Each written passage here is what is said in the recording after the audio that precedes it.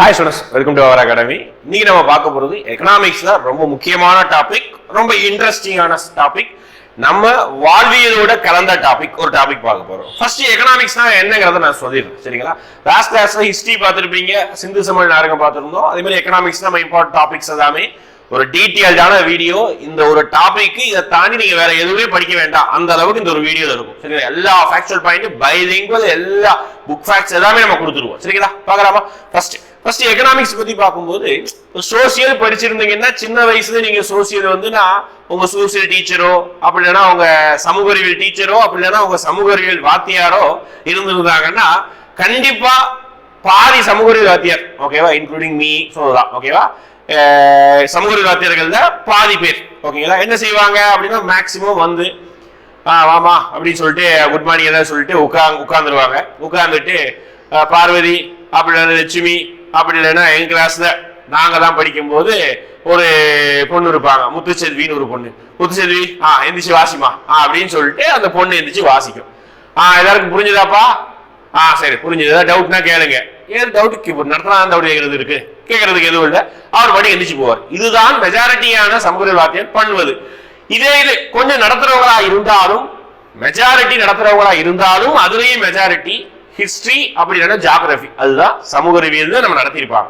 சின்ன வயசுல இருந்து 10th வரைக்கும் நம்ம எக்கனாமிக்ஸ் மேல படிக்காதது ஒரு காரணம்னா, அதுக்கு கண்டிப்பா ஆசிரியர்கள், நிறைய ஆசிரியர்கள் காரணமா கூட இருந்திருக்கலாம். எல்லாரையும் குறை சொல்ல.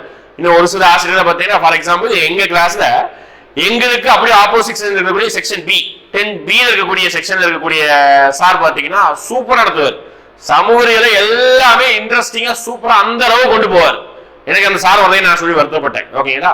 அப்போ அதே மாதிரி நிறைய பேருக்கு இந்த வாய்ப்பு கிடைச்சிருக்கு, ஒரு சில பேருக்கு கிடைச்சிருக்கும். அப்படியே வந்திருந்தாலும் சொன்னோம்ல, ஹிஸ்டரி டைரிங் மட்டும் தான் நடத்துவாங்க, வரல, சரி, நம்மளுடைய பொருளாதாரத்தை நடத்திருக்க மாட்டாங்க. அதனால சின்ன வயசுல இருந்தே ஏனோ நம்ம பொருளாதாரத்தை புரிந்து படிக்காம போயிருப்போம், ஓகேங்களா? Maybe 11th 12th economics group எடுத்திருந்தீங்கன்னா கொஞ்சம் டீடைலா படிச்சிருப்பீங்க, ஏன்னா அது ஒரு சப்ஜெக்டாவே நடத்திருப்பாங்க. அதனால படிக்க வேண்டிய கட்டாயம் எடுத்து நடத்திருப்பாங்க, சரிங்களா? ரைட். அப்ப இன்னைக்கு நம்ம எக்கனாமிக்ஸ் தான் என்னங்கிற பேசிக்கா அதை நம்ம வாழ்வியலோட, நம்ம வாழ்க்கை சம்பந்தப்பட்டமானது, ஓகேங்களா?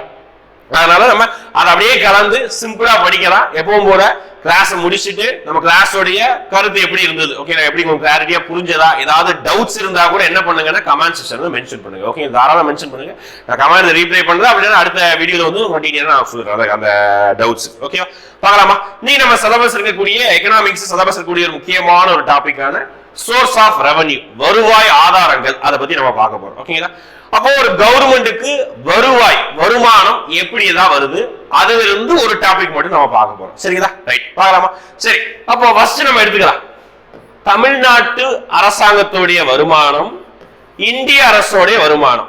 இந்திய அரசாங்கத்துடைய வருமானம், இந்தியா கூட்டணியின் வருமானம் சொல்லக்கூடாது, சரியா? இந்திய அரசாங்கத்துடைய வருமானம். இப்போ தமிழ்நாட்டுடைய வருமானத்தையும் ஒவ்வொரு வருஷம் பட்ஜெட் போடுறாங்கல்ல, பிப்ரவரி மாசம், அந்த பட்ஜெட்லயே சொல்லுவாங்க எவ்வளவு கோடி ரூபாய் வருமானம், எவ்வளவு கோடி செலவு, எவ்வளவு கோடி கடன் சொல்லுவாங்க.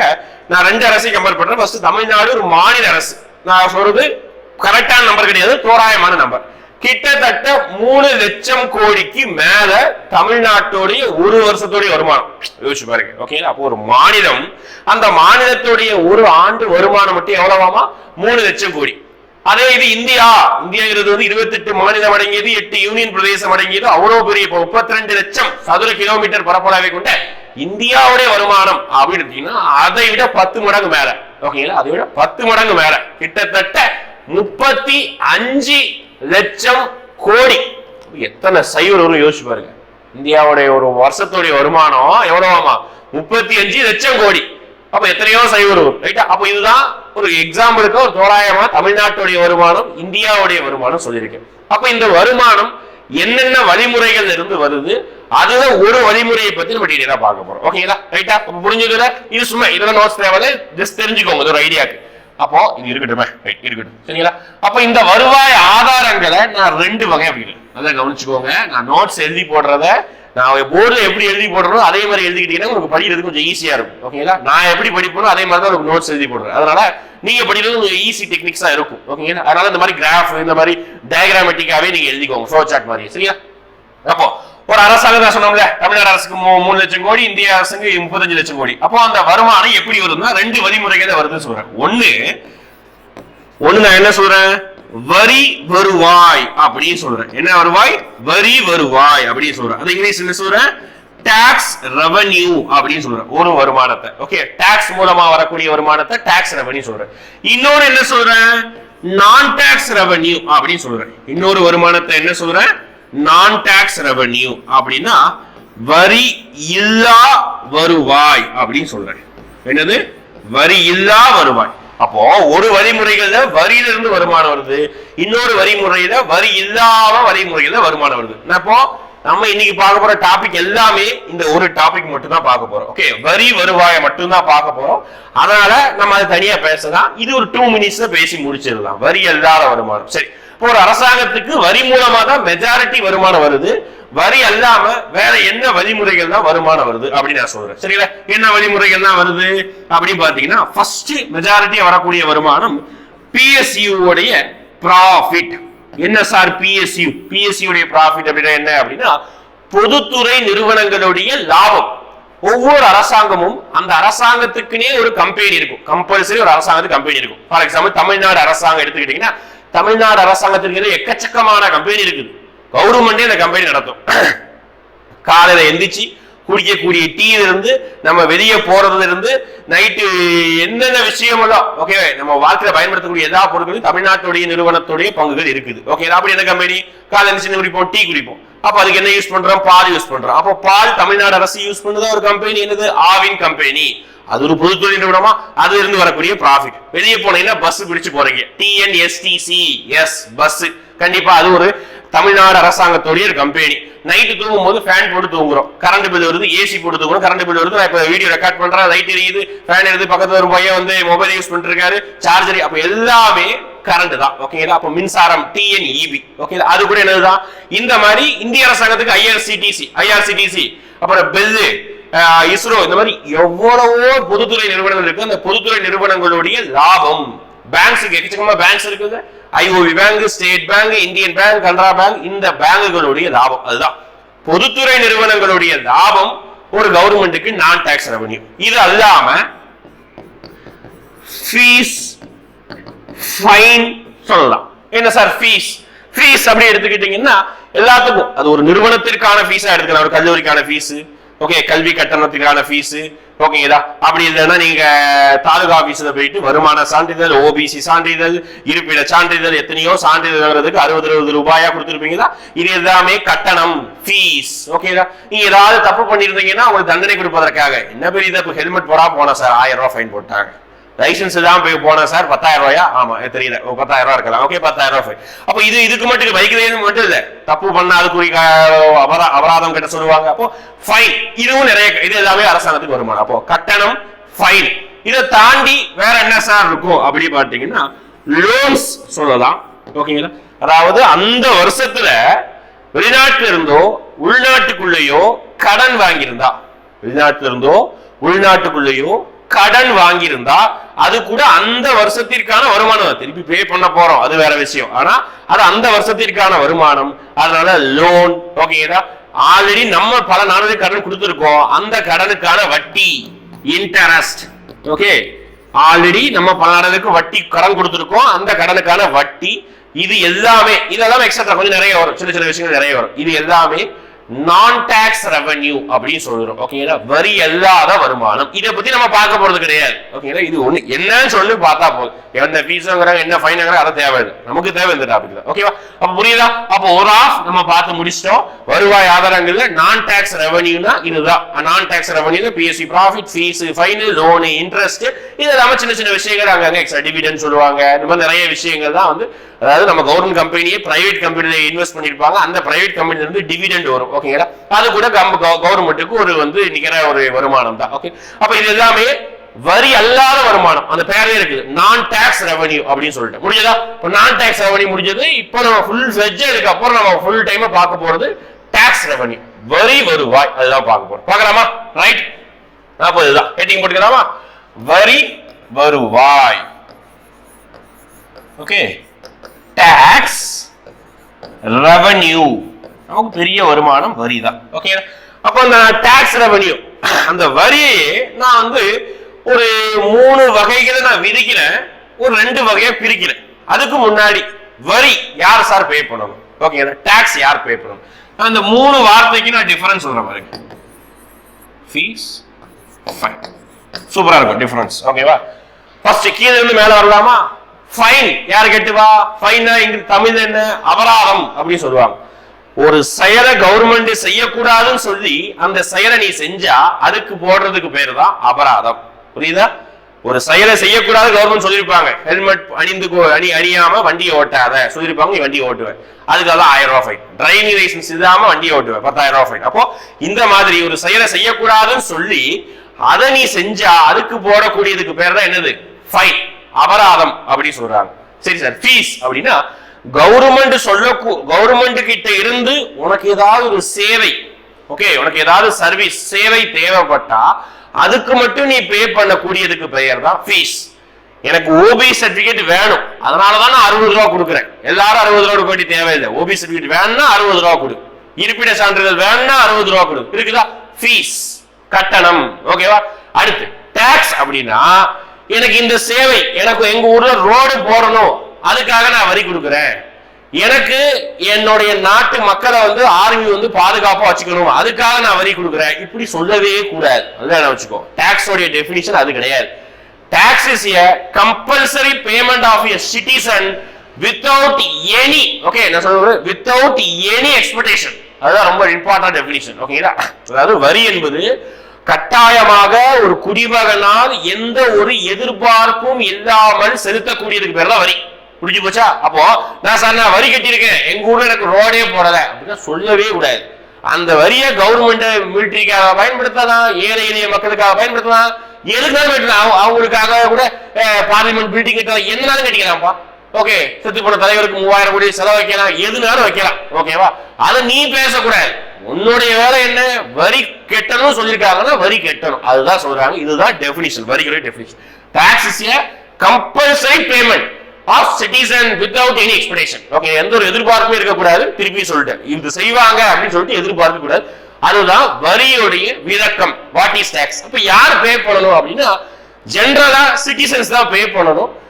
ஒரு சில டைம்ல வெளிநாட்டுல இருந்து ஒரு சில நபர்கள் தான் நமக்கு ஊர்ல பொருட்கள் வாங்கும் போது கண்டிப்பா அவங்களும் பே பண்ணி தான் ஆகணும். ஓகே, ஆனா மேக்ஸிமம் நம்ம ஊர் மக்கள் தான் மெஜாரிட்டியான சிட்டிசன்ஸ் தான் மெஜாரிட்டியான டாக்ஸஸ் பே பண்ணுவாங்க. ஓகே, அப்ப டாக்ஸோட டெஃபினிஷன் பாத்தீங்களா?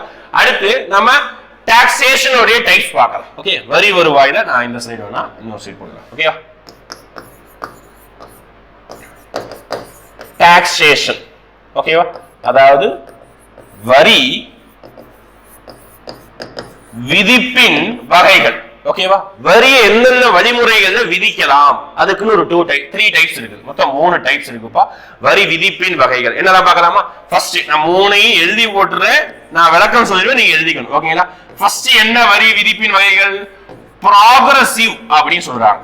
ஓகேவா? Progressive taxation. ஓகேங்களா? அதாவது தமிழ் என்ன சொல்லுவாங்க அப்படின்னு பாத்தீங்கன்னா வளர் வீத வரி விதிப்பு அப்படின்னு சொல்றாங்க. வளர் வீத வரி விதிப்பு. அடுத்து வளர் வீத அப்படிங்கிற வார்த்தை இருந்தா என்ன இருக்கணும்? ஆப்போசிட்ல தேய்வு வீத வரி விதிப்பு.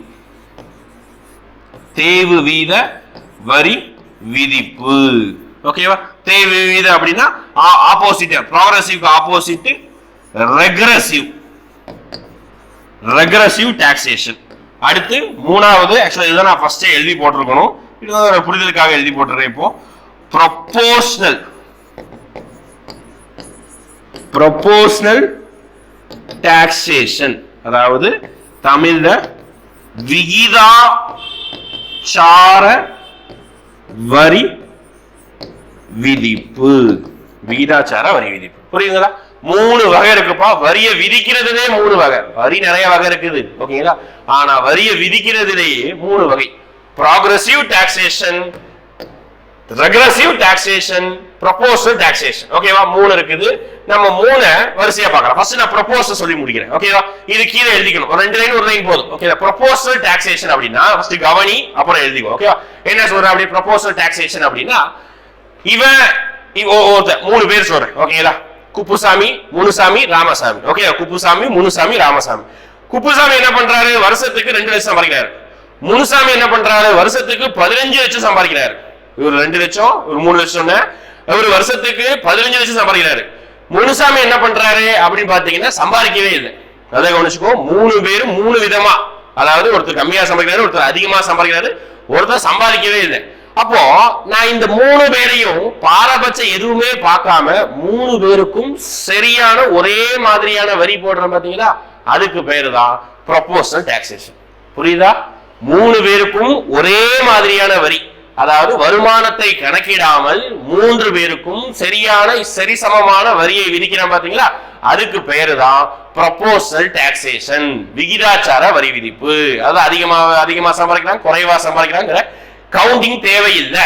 ஓகேவா? அப்படி தேவைப்பட்டால், ஓகே, அப்படி தேவைப்படக்கூடியதுக்கு வேற இருக்குது. அப்போ ப்ரொபோஷனல் டாக்ஸேஷன்னா வருமானத்தை கணக்கில் கொள்ளாமல், ஓகேவா, வருமானத்தை கணக்கில் கொள்ளாமல் அனைவருக்கும் சமமாக வரி விதிப்பதற்கு பெயர் தான் ப்ரொபோஷனல் விகிதாச்சார வரி விதிப்பு. ஓகே, எக்ஸாம்பிள் சொல்லிட்டு டெஃபினிஷன் சொல்லிட்டு அடுத்து பாருங்க, எங்க வந்துடலாம், வளர்வீத வரி விதிப்பு. ஓகேவா? வளர்வீத வரி விதிப்புனா என்ன அப்படின்னு பாத்தீங்கன்னா, நான் சொன்ன இப்ப 2 பேர் எடுத்துக்கலாம்.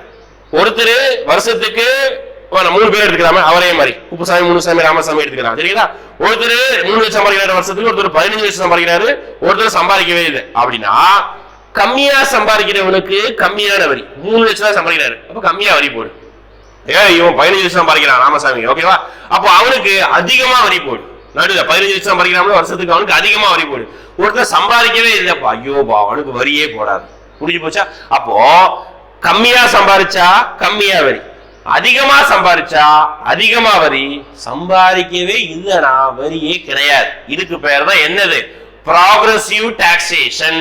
புரியுதா? ப்ராக்ரெசிவ், வளர்வீத வரி விதிப்பு. வருமானம் உயர உயர வரியும் உயரும், வருமானத்திற்கு ஏற்ப வரியின் விகிதங்களும் மாறுபடும். அதுதான் பாத்தீங்கன்னா ப்ராக்ரெசிவ் டாக்ஸேஷன். புரியுதா? அண்டர்ஸ்டாண்ட் ஆகுதா? அடுத்து போலாமா? அடுத்து பாருங்க, 2வது இதுக்கு அப்படியே ஆப்போசிட் வேர்டு தானே. அப்ப நான் சொன்ன டெஃபினிஷன் அப்படியே ஆப்போசிட் தெரிஞ்சுக்கணும். சரிங்களா? இது கொஞ்சம் கன்ஃபியூஸ் பண்ற மாதிரி இருக்கும், நான் சொல்லிட்டு பாருங்க. தேவு வீத வரி விதிப்பு, அதாவது ரெக்ரெசிவ் டாக்ஸேஷன். அங்க வருமானம் உயர்ந்தால் வரியும் உயரும். ஓகே, ஆனா இங்க அப்படியே ஆப்போசிட்டா, வருமானம் அதிகமானால் வரி கம்மியாகும், வருமானம் கம்மியா இருக்கிறவங்களுக்கு அதிகமான வரி. இப்படி போடுறதுக்கு பேரு தான் தேவு வீத வரி. இது ரொம்ப மோசமான வரி விதிப்பு. இதை யாரும் ஃபாலோ பண்றாங்க. சரிதா? எனக்கு ஏதாவது எக்ஸாம்பிள் சொன்னீங்கன்னா கொஞ்சம் நல்லா இருக்கும் அப்படின்னு சொன்னீங்கன்னா நான் சொல்றேன், அதுவும் எக்ஸாம்பிள் சொல்றேன். ப்ரொபோஷனல் டாக்ஸேஷனுக்கு எக்ஸாம்பிள், எடுத்துக்காட்டு, இதெல்லாம் புக்ல கொடுக்கிற எடுத்துக்காட்டுன்னு சொல்லிட்டு நம்ம படித்த அந்த அர்த்தத்தை புரிஞ்சுக்கணும், நம்ம தான் சொல்றோம். இதுக்குன்னு நம்ம புக்ல கொடுக்குறேன் அப்படின்னு நினைச்ச கூடாது. இது நம்ம தான் எடுத்துக்கிறோம். ஒரு சில பேர் நான் இப்ப சொல்லக்கூடிய எக்ஸாம்பிள் இது கூட சொல்லுவாங்க. ஓகே, நான் இதுக்கு தான் சொல்ல போறேன். நான் புரிந்த எக்கனாமிக்ஸ் அடிப்படையில். சரிங்களா? ஜிஎஸ்டி அப்படின்னு சொல்றேன். நல்லா கவனிச்சுக்கோ. நான் மாசம் 50,000 ரூபாய் சம்பாதிக்கிறேன். ஓகேவா? அப்படி நினைச்சிடாதீங்க, எடுத்துக்காட்டுக்கு. ஓகேவா? மாசம் 50,000 ரூபாய் சம்பாதிக்கிறேன். ஓகேங்களா? என் பக்கத்து வீட்டுக்காரன் ஒருத்தர் மாதம் 10,000 ரூபாய் சம்பாதிக்கிறார். ஓகே, மாதம் வெறும் 10,000 ரூபாய் சம்பாதிக்கிறார். ஓகேவா? எனக்கு அடுத்து ஒரு வீடு தள்ளி இருக்கிறான். அவன் பாத்தீங்கன்னா என்னென்னமோ பிசினஸ் பண்றாரு. ஓகேவா? மல்லிகை கடை வச்சிருக்கிறாரு, அப்புறம் அந்த உரக்கடை வச்சிருக்கிறாரு, எல்லா கடையும் பிசினஸ் பண்றாரு. அவருடைய வருமானம் மாசத்துக்கு பாத்துக்கிட்டீங்கன்னா கிட்டத்தட்ட 2 லட்சம் இருக்கு. என்னுடைய வருமானம் மாசம் 50,000, பக்கத்து வீட்டுக்காரனுடைய வருமானம் 10,000, அடுத்த வீட்டுக்காரனுடைய வருமானம் 2 லட்சம் ரூபாய் இருக்குது. அப்போ இப்படி இருக்கையில நான் போயிட்டு கடையில போய், நல்லா கவனிச்சுக்கோ, நான் போயிட்டு கடையில போயிட்டு ஒரு பொருள் வாங்குறேன். என்ன பொருள் வாங்குறேன்? எல்லாரும் நாங்க 3 பேரும் ஒரே கடைக்கு போறோம், ஒரே பொருள் வாங்குறோம். காமனா வாங்கக்கூடிய ஒரு பொருள் வச்சுக்கலாமா? காமனா வாங்கக்கூடிய ஒரு பொருள்னா ஒரு துணி கடையில போயிட்டு ஒரு ட்ரெஸ் எடுக்க வச்சுக்கோங்க, ஒரே துணி கடை. ஓகேங்களா? எல்லாரும் ஒரே மாதிரியான ஒரே சட்டை தான் எடுக்கிறோம், ஒரே துணி கடையில. எனக்கும் எவ்வளவு ஜிஎஸ்டி? 12% ஜிஎஸ்டி. அவருக்கும் 12% ஜிஎஸ்டி. அடுத்த வீட்டுக்காரனுக்கு 12% ஜிஎஸ்டி. இப்ப அதிகமா சம்பாதிக்கிறான், அவனுக்கு அதிகமா ஜிஎஸ்டி போடு. இவன் கம்மியா சம்பாதிக்கிறான், கம்மியா ஜிஎஸ்டி போடு. இவன் ஆவரேஜ் சம்பாதிக்கிறான், இவனுக்கு ஆவரேஜ் ஜிஎஸ்டி போடு அப்படின்னு சொல்லிட்டு நம்மளால சொல்ல முடியுமானா சொல்ல முடியாது. அப்படி வரி விதிப்பையும் போட முடியாது. அதனாலதான் இங்க ஜிஎஸ்டி நான் என்ன சொல்றேன் அப்படின்னா ப்ரொபோஷனல் டாக்ஸேஷன். வருமானத்தை பார்க்கவே இல்லை 3 பேருக்கும், அப்போ ஒரே மாதிரியான வரி, அதுதான் ப்ரொபோஷனல் டாக்ஸேஷன். முடிஞ்சு போச்சா? ரைட். வளர்வீத வரி விதிப்பு, அதிகமா சம்பாதிச்சா அதிகமா வரி, கம்மியா சம்பாதிச்சா கம்மியா வரி, சம்பாதிக்கவே வரியே இல்லை. அந்த வரிக்கு best example income tax. IT கட்டியா பேசுமா? யாராவது பேசுவாங்களா? கிராமத்தில் இருக்கிறவங்க எவனாவது நார்மலா வாழ்றவங்க யாராவது பேசுவாங்களா? ஐடி கட்டினீங்களாப்பா அப்படின்னு பேசுவாங்க? பேச மாட்டோம். ஏன் பேச மாட்டோம்? அவங்களுக்கு போதிய வருமானம் கிடையாது. அதே சிட்டில அது அடுக்குமாடி குடியிருப்புகள்ல வாழ்றவங்க என்ன செய்வாங்க, எப்ப அந்த வருஷம் ஐடி கெட்டுறது நிறைய குளறுபடி இருக்கப்பா, நிறைய எக்ஸம்ஷன் வாங்க முடியல, பேசுவோமா இல்லையா? ஏன் பேசுறோம்? ஏன்னா அவனுக்கு அதிகமான வருமானம் புரிஞ்சு போச்சா? அப்ப அதிகமா சம்பாரிச்சு அதிகமான வரும். இதே பணக்காரங்க என்ன செய்வாங்க, ஐடி கெட்டுறது விலக்கு கேட்பாங்க. அப்ப அந்த அளவுக்கு அவங்க கிட்ட வரி கட்டுறதுக்கே கேட்கறாங்கன்னா எந்த அளவுக்கு அவங்களுக்கு வரி போடுவாங்கன்னு யோசிச்சு பாருங்க. அப்ப அதான் அதிகமா சம்பாரிச்சு அதிகமான வரி, கம்மியான சம்பாரிச்ச வரி, சம்பாதிக்கிறதுனா வரியே கிடையாது. பெஸ்ட் எக்ஸாம்பிள் வரி விதிப்புக்கு இன்கம் டாக்ஸ், வருமான வரி. ஓகே, தேய்வு வீத வரி விதிப்புக்கு நமக்கு எடுத்துக்காட்டு சொல்ல முடியாது இந்தியாவில். நான் தான் சொன்னோம்ல, ஒரு சில எக்கனாமிக்ஸ் என்ன சொல்லுவாங்கன்னா ஜிஎஸ்டி தூக்கிட்டு கொண்டு போய் தேய்வு வீத வரி விதிப்பு போடுவாங்க. எப்படி அவங்க எப்படி கருத்து எடுத்துக்குவாங்கன்னா, சரி அதிகமா சம்பாதிக்கிறான், இவனுக்கு போய் கம்மியா ஜிஎஸ்டி போடுறீங்க, இவன் சம்பாதிக்கவே இல்லை, இவனுக்கு அந்த ஜிஎஸ்டி பார்க்கும்போது அதிகமா தெரியும் அப்படின்னு சொல்லுவாங்க. அந்த கருத்து நான் எடுத்துக்கல, சரிங்களா? நான் அதை எடுத்துக்கல.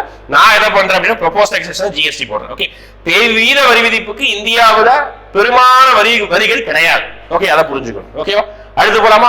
அடுத்து டாக்ஸ் நல்லா கவனிச்சுக்கோ. ரெண்டாவது டாக்ஸ்னா என்ன, ஃபைன் என்ன, ஃபீஸ்னா என்ன பார்த்து முடிச்சிட்டோம். ஓகேவா? அடுத்து சோர்ஸ் ஆஃப் ரெவென்யூ பார்த்து முடிச்சிட்டோம். டைப்ஸ் ஆஃப் டாக்ஸேஷன் பார்த்து முடிச்சிட்டோம். எப்படிதான் கேட்கலாம், டைப்ஸ் எவ்வளவு கேட்கலாம், ஒவ்வொரு டைப் என்ன கேட்கலாம், டெஃபினிஷன் கேட்கலாம். ஓகேவா? எக்ஸாம்ல கேட்க மாட்டாங்க, டெஃபினிஷன் கேட்கலாம். அடுத்து நம்ம பார்க்க போறது டாக்ஸ், அதை பத்தி பார்க்க போறோம். ஓகேவா? இருங்க, இது நம்ம எடுத்துடலாம், இதை கொண்டு போயிடலாம். இப்போ டாக்ஸை பத்தி பார்க்க போறோம். அப்ப டாக்ஸ ஜெனரலா 2 டைப்ஸா பிரிக்கலாம். ஓகேவா? இத கவனிச்சுக்கோங்க. டாக்ஸ ஜெனரலா 2 டைப்ஸா ஸ்ப்ளிட் பண்ணலாம். ஓகேவா? நான் இப்படி ஸ்ப்ளிட் பண்றேன், நல்லா கவனிங்க. ஐயோ, டாக்ஸ நான் பொதுவா இல்ல, மேக்ஸிமம் எல்லா இடங்களையும் 2 வகையா பிரிக்கிறாங்க. நான் ஒவ்வொரு வகையும் நான் அப்புறம் சொல்றேன். ஃபர்ஸ்ட் என்ன சொல்றேன், நேர்முக வரி அப்படின்னு சொல்றேன். ஃபர்ஸ்ட் வரி என்ன, நேர்முக வரி. அடுத்த வரிமுறை என்ன, மறைமுக வரி. ஓகேவா? 2 வரி வகை. ஃபர்ஸ்ட் நேர்முக வரி, இன்னொரு என்னது, மறைமுக வரி. இங்கிலீஷ்ல சொல்றேன் டைரக்ட் டாக்ஸ். டைரக்ட் டாக்ஸ்,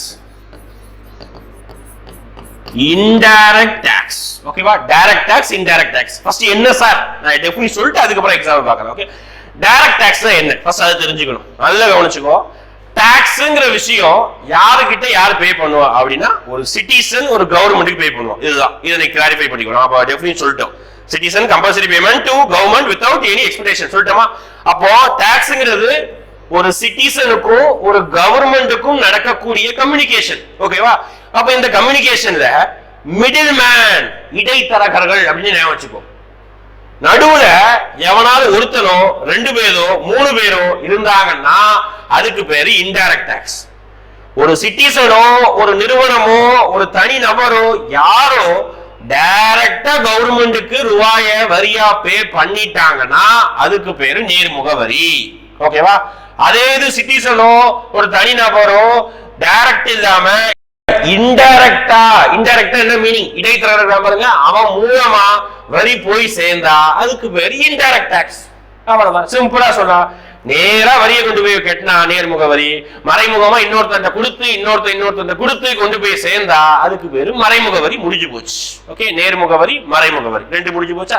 இப்ப நம்ம எக்ஸாம்பிள் பார்க்கணும். நேர்முக வரிக்கும் மறைமுக வரிக்கும் என்ன பார்க்கணும், எக்ஸாம்பிள். அதான் எக்ஸாம்பிள் என்னென்ன வரிகள் தான் வருது நம்ம பார்க்கறோம். சரிங்களா? சரி, நேர்முக வரி இது இருக்கக்கூடிய நம்ம ஒவ்வொரு வரியும் நம்ம இப்போ விளக்கணும். சரிங்களா? ஒவ்வொரு வரியும் நம்ம உட்காந்து டீடைலா பார்க்கணும். அதுபடி நம்ம என்னெல்லாம் வருதுங்கிறது பார்த்துக்கலாம். டெஃபினிஷன் சொல்லிட்டேன், புரிஞ்சிருக்கும்னு நினைக்கிறேன். ஓகே, புரியுதா? கொஞ்சம் ரீவைண்ட் பண்ணி பார்த்துக்கோங்க. சரிங்களா? ரைட். நேர்முக வரி. இப்ப நேர்முக வரிக்கு தான் சொல்லிட்டேன், ஒரு நபரோ ஒரு நிறுவனமோ டைரக்டா கவர்மெண்ட் பே பண்ண நேர்முக வரி. அப்படி இருக்கக்கூடிய வரி தான் என்னது, வருமான வரி. என்ன வரி, வருமான வரி. நேரா கவர்மெண்ட்டுக்கு பே பண்ணா இன்கம் டாக்ஸ். நான் சம்பாதிக்கிறேன் சொன்னா 50,000 எடுத்துக்காட்டுக்காக, திருப்பியும் சொல்றேன் எடுத்துக்காட்டுக்கு தான். ஓகேவா? 50,000 எடுத்துக்காட்டுக்காக நான் சம்பாதிக்கிறேன். நேரா நான் 50,000 கணக்கு போடுறேன், எனக்கு வருஷத்துக்கு இன்கம் டாக்ஸ் லாபம் எனக்கு எக்ஸ்ட்ரா ஆகுது. நான் கவர்மெண்ட்டுக்கு நேரா என்னுடைய அக்கௌண்ட்ல இருந்து நான் பே பண்ணிடுறேன். ஓகேவா? நான் என்ன பண்ண, நேரா என்னுடைய அக்கௌண்ட்ல இருந்தோ அது நான் தான் டேரக்டா கேஷ் கொடுத்தோ பே பண்றேன். அதனால இது ஒரு நேர்முக வரி, இன்கம் டாக்ஸ். அடுத்து நிறுவனங்கள், பெரிய பெரிய நிறுவனங்கள் இருக்கா, டிசிஎஸ், விப்ரோ, ரிலையன்ஸ். ஓகேதா? இந்த மாதிரி பெரிய பெரிய பிரைவேட் நிறுவனங்கள் அவர்களுடைய லாபத்துல, நான் சொல்றேன் அது என்னன்னு, சரியா? அந்த டாக்ஸ் தான் என்ன சொல்லுவாங்கன்னா கார்ப்பரேட் டாக்ஸ் அப்படின்னு சொல்லுவாங்க. அப்படின்னா தமிழ்ல நிறுவன வரி. ஓகேவா? அடுத்து ஒரு காலத்துல இருந்தது, இப்ப இல்ல. கிஃப்ட் டாக்ஸ், பரிசு வரி, பரிசு வாங்குறதுக்கு தான் வரி. ஓகேவா? அடுத்து wealth tax, sorry wealth tax, சொத்து வரி. அடுத்தனப்பா வெல்த் டாக்ஸ், சொத்து வரி. ஓகேங்களா? இது இல்லாம capital gain tax, security transaction tax சொல்லுவாங்க வர வழிமுறைகள். ஓகேங்களா? Capital gain tax, security transaction tax, stamp duty tax அப்படின்னு சொல்லுவாங்க. இது எல்லாமே நேர்முக வரி. இது எல்லாமே நான் டைரக்டா கவர்மெண்ட் பே பண்றேன். இதுல நான் என்ன பண்றேன் அப்படின்னா உங்களுக்கு இன்கம் டாக்ஸையும் கார்பரேட் டாக்ஸையும் சொல்லிடுவேன் என்னன்னு. இந்த ரெண்டும் நான் டீடைலா சொல்றேன், பாயிண்ட்ஸ் நிறைய இருக்குது. இந்த ரெண்டு நான் இப்பவே என்னன்னு சொல்லிடுறேன். சரிங்களா? பாருங்க, கிஃப்ட் டாக்ஸ் அப்படின்னா பரிசு வரி அப்படின்னு சொல்லிட்டு ஒன்ஸ் அப்பான் எ டைம் இருந்தது. ஓகேங்களா? இப்போ அதை கேன்சல் பண்ணிட்டாங்க. ஓகேங்களா? ஏன் அப்படின்னா அது நிறைய குளறுபடிகள் இருந்ததுனால அதை கேன்சல் பண்ணிட்டாங்க. கிஃப்ட் டாக்ஸ் கேன்சல் பண்ணி, என்ன கிஃப்ட் டாக்ஸ் சார், கிஃப்ட் கொடுத்ததுக்கு தான் வரி போடணுமா? ஆமாப்பா வரி போடுறாங்க, ஒரு காலத்துல வரி போட்டாங்க. என்ன கிஃப்ட் சார் அப்படின்னா பரிசு தான். ஓகே, என்ன பரிசு கிஃப்டா வாங்கினாலும் அதுக்கு வரி கட்டாயமாக ஒரு காலத்துல இருந்தது. இதுல இருந்து எதுக்கெல்லாம் விலக்களிக்கப்பட்டது சார்? வரினா நான் கல்யாணம் பண்ணி வச்சிருக்கேன் சார், கல்யாணத்துக்கு ஏதாவது எனக்கு கிஃப்ட் கொடுப்பாங்க, அதுக்கெல்லாம் கூட நான் வரி கட்டணுமா அப்படின்னா அதெல்லாம் எக்ஸம்ஷன். ஓகே, கல்யாணம் ஒரு ஃபங்க்ஷன் நடத்தக்கூடியது டைம்ல வரக்கூடிய கிஃப்ட், உன்னுடைய ரிலேட்டிவ்ஸ் கொடுக்கக்கூடிய கிஃப்ட், இதுல இருந்ததா உனக்கு எக்ஸப்ஷன். ஓகேவா? அதுக்குதான் நீ வரி பே பண்ண தேவையில்லை. இது அல்லாம மீதி சிச்சுவேஷன் இருக்கும்ல, அந்த மாதிரி விஷயங்கள்ல நீ கிஃப்டா உனக்கு கிடைக்கிற பட்சத்துல இப்ப ஏதாவது நீங்க என்ன பண்றீங்க, குழுக்கள் முறையில உங்களுக்கு 10 லட்ச ரூபாய் மதிப்புள்ள கார் விழுந்துட்டு கிடைக்காது, சரியா சும்மா சொல்லிக்குவாங்க. அப்படிலாம் கிடைச்சிட்டுனா அதுக்கு நீங்க டாக்ஸ் பே பண்ணணும். அந்த மாதிரி விஷயம் தான் கிஃப்ட் டாக்ஸ் சொன்னாங்க. நிறைய அதான் குளறுபடி இருந்ததுனால அதை கேன்சல் பண்ணாங்க. கிஃப்ட் பரிசு வரி முடிஞ்சு போச்சு. அடுத்து வெல்த் டாக்ஸ். என்னது வெல்த் டாக்ஸ்? வெல்த் அப்படின்னா என்ன அப்படின்னு பாத்தீங்கன்னா சொத்து வரி. ஓகே, இது வேற மாதிரியான வழிமுறைகளை சென்ட்ரல் கவர்மெண்ட் போற மாதிரி இருந்தது. இப்போ அதை மாத்தி மாடிஃபை பண்ணிட்டு நம்மளுடைய கார்பரேஷன், நகராட்சி, மாநகராட்சிக்கு போற மாதிரி இருக்குது. நீங்க சிட்டில வாழ்ந்துருந்தீங்கன்னா தெரியும், ஒரு மாடி 2 மாடி பில்டிங் இருந்திருந்ததுன்னா கண்டிப்பா இப்ப பாருங்க, இப்ப நான் வீடியோ எடுக்கக்கூடிய பில்டிங்கே பாத்தீங்கன்னா நம்மளுடைய ஹெட் குவார்டர்ஸ் பில்டிங் தான். இப்ப இந்த பில்டிங்ல பாத்தீங்கன்னா இந்த பில்டிங் ஒரு 3 மாடி பில்டிங். அப்ப இந்த 3 மாடி பில்டிங்காக இதோட அளவு, இதோடைய எவ்வளவு ஸ்கொயர் ஃபீட் இருக்குது, இதெல்லாம் கணக்கு வச்சு ஒவ்வொரு இடமும் நாங்க என்ன பண்றோம், கார்பரேஷனுக்கு வெல்த் டாக்ஸ், சொத்து வரி பே பண்றோம். அப்போ இந்த மாதிரி சிட்டியில இருக்கக்கூடிய இதுங்கள்ல சொத்து வரி பே பண்றாங்க டைரக்டா. நாங்களாம் பில்டிங்னா நாங்களே கார்பரேஷன் பே பண்ணிடுவோம். ஓகே, சொத்து வரி, இதுதான் சொத்து வரி. இது யாருக்கு கூட கார்பரேஷன், அதான் நாங்க மாநகராட்சி நகராட்சிக்கு போவோம். ஓகே, இது என்ன சார்? Capital gain tax, security transaction tax அப்படின்னு பாத்தீங்கன்னா, கேபிட்டல் கெயின் டாக்ஸ் அப்படின்னா என்ன அப்படின்னு பாத்தீங்கன்னா மூலதன ஆக்க வரி அப்படின்னு சொல்லுவாங்க. ஒரு பெரிய இன்வெஸ்ட்மெண்ட் எனக்கு கிடைச்சிருக்குது அப்படின்னா அதுக்கு நான் வரி பே பண்ணணும். அப்படின்னா செக்யூரிட்டிஸ்னா ஷேர் மார்க்கெட்ல இன்வெஸ்ட் பண்ணிருப்போம்ல, நிறைய என்ன சொல்றது, ஷேர் மார்க்கெட்ல இன்வெஸ்ட் பண்ணிருக்கக்கூடிய ஷேர்ஸோ அப்படின்னா பாண்டோ, வெஞ்சர்ஸோ நிறைய சொல்லுவாங்க. அது டேர்ம்ஸ் தான். ஓகேங்களா? அதனால நான் சேல் பண்றேன்னு வச்சுக்கோங்க. ஓகே, ஃபார் எக்ஸாம்பிள் இப்போ என்கிட்ட நல்ல ஒரு வெல்த்தி ஸ்டாக் இருக்கு வச்சுக்கோங்க. ஃபார் எக்ஸாம்பிள் டாடா கம்பெனி இருக்குது. டாடா கம்பெனியுடைய ஸ்டாக், அந்த பெரிய ஸ்டாக் ஒன்று இருக்குது, அதுவே ஒரு 100 ஸ்டாக் இருக்குது, ஒரு 20 லட்சம் 30 லட்சம் மதிப்பு இருக்குது. நான் அந்த ஸ்டாக்கை இன்னொருத்தர்கிட்ட விற்கிறேன் அப்படின்னா அதுக்கு டாக்ஸ் போடுவாங்க. அதுதான் கேபிட்டல் கெயின் டாக்ஸ், அப்படிதான் செக்யூரிட்டி டிரான்சாக்ஷன் டாக்ஸ் சொல்லுவாங்க. ஓகேங்களா? இதெல்லாம் டேரக்டா சென்ட்ரல் கவர்மெண்ட் பே பண்ணா அதுதான் ரொம்ப கம்மியானது. ஓகேங்களா? இதுதான் இந்த 2 டாக்ஸ் நான் டீடைலா உங்களுக்கு நான் என்ன நடத்ததான் போறேன். சரிங்களா? ரைட். இப்ப நேர்முக வரி முடிஞ்சது. மறைமுக வரினா நான் சொன்ன மாதிரிதான், நான் ஒருத்தர்கிட்ட இருந்து இன்னொருத்தர்கிட்ட கொடுப்பாரு, இன்னொருத்தர் டேரக்டா கவர்மெண்ட் பே பண்ணுவாரு. அப்படின்னா அவர் இன்னொருத்தர் கொடுப்பாரு, அவர் இன்னொருத்தர் கொடுப்பாரு, அவர் தான் கவர்மெண்ட் பே பண்ணுவார். இப்படி மாறி மாறி போனா அதுக்கு பேரு மறைமுக வரி, இன்டைரக்ட் டாக்ஸ். அது என்னதான் பார்க்கலாமா? எடுத்துக்காட்டுக்காக ஒரு 4-5 வரி பார்க்கலாமா? ஒண்ணு ரொம்ப ஃபேமஸ் ஆனது, நம்ம இப்ப அதிகமா எதா மறைமுக வரி இதுதான் பண்ணிட்டு இருக்கிறோம். என்ன அப்படின்னு பாத்தீங்கன்னா ஜி எழுதும் போது எல்லாருமே கண்டுபிடிச்சிருப்பீங்க, என்னதுதான் ஜிஎஸ்டி, சரக்கு மற்றும் சேவை வரி. ஓகேங்களா? அடுத்து பாத்தீங்கன்னா excise duty. Excise duty Tamil என்ன சொல்லுவாங்கன்னா வித்தியாசமா இருக்கும், கலால் வரி அப்படின்னு சொல்லுவாங்க. எக்ஸைஸ் டியூட்டி, கலால் வரி. அப்புறம் பாத்தீங்கன்னா சேல்ஸ் டாக்ஸ். சேல்ஸ் டாக்ஸ் இங்கிலீஷ்ல இன்னொரு பேர் கூட இருக்குது, வாட் அப்படின்னு சொல்லுவாங்க. விற்பனை வரி அப்படின்னா மதிப்பு கூட்டு வரி. எல்லாமே நம்ம தனித்தனியா பார்க்கலாம். ஓகே, விற்பனை வரி அப்படின்னா மதிப்பு கூட்டு வரி, சேல்ஸ் டாக்ஸ். அதுக்கப்புறம் பாத்தீங்கன்னா கஸ்டம் டியூட்டி. தமிழ்ல எழுதி போடுறேன்னு நினைக்காத, நான் சொல்றேன், அதை தாண்டி நான் திருப்பி நடத்துவேன், அதனால எழுதி போடுறேன். சரிங்களா? கஸ்டம் டியூட்டி அதாவது இறக்குமதி வரி அப்படின்னு சொல்லுவாங்க. ஓகேங்களா? இதுதான் வேட். அப்படி இல்லாம செஸ் அப்படின்னு சொல்லுவாங்க. கூடுதல் வரி அப்படின்னு சொல்லிட்டு இன்னொன்னு போட்டிருப்பாங்க. சரிங்களா? ரைட்டா? இது excise duty, sales tax, VAT, ஓகேங்களா? இது எல்லாமே இன்னும் நிறைய மறைமுக வரி, எக்ஸூரி டாக்ஸ், ஓகேங்களா? இதெல்லாம் வரும், நம்ம பார்க்கலாம். ஃபர்ஸ்ட் இதெல்லாம் டீடைலா பார்க்கணும். இதுல நான் இந்த செட்டும் பாருங்க, இதை மார்க் பண்ணிடுறேன். இந்த 3 நாளும் இந்த ரெண்டையும் டீடைல் நடத்திடுறேன். லாஸ்டா நம்ம ரொம்ப டீடைல்டா ஜிஎஸ்டியை பார்க்கணும். ஏன்னா சிலபஸ் தனியாவே ஒரு வார்த்தை கொடுத்துருக்காங்க ஜிஎஸ்டி. ஆனா நம்ம ரொம்ப டீடைலா ஜிஎஸ்டியை பார்க்கணும். அதுக்கு முன்னாடி நம்ம இந்த 4ஐயும் இந்த 2ஐயும் நம்ம என்ன செய்யணும், கம்பல்சரி நம்ம என்ன பண்ணணும் அப்படின்னா கண்டிப்பா கொண்டு வரணும். ஓகேயா? இன்டைரக்ட் டாக்ஸ் மறைமுக வரி. ஓகேயா? பார்க்கலாமா? இப்போ இந்த வரி இந்த வரி இந்த வரி இந்த வரி இந்த வரி பார்க்கலாம். ஓகேயா? நெக்ஸ்ட் இப்போ நம்ம நேர்முக வரி, இன்கம் டாக்ஸ் பார்க்க போறோம். ஓகேங்களா?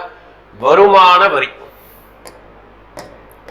நேர்முக வரியில என்ன பார்க்க போறோம்? Income tax. நிறைய ஃபேக்சுவல் பாயிண்ட் கொஞ்சம் இருக்குது. சரிங்களா? அதுவும் நம்ம பார்க்கணும். வருமான வரி. ஓகே. இப்போ இன்கம் டாக்ஸ் பொறுத்த வரைக்கும் ஸ்டாண்டர்டா நம்ம ஃபாலோ பண்றது வருமானத்தை வச்சுதான். ஓகேங்களா? ஃபர்ஸ்ட் டெஃபினிஷன் பார்த்துக்கணும். ஓகேங்களா?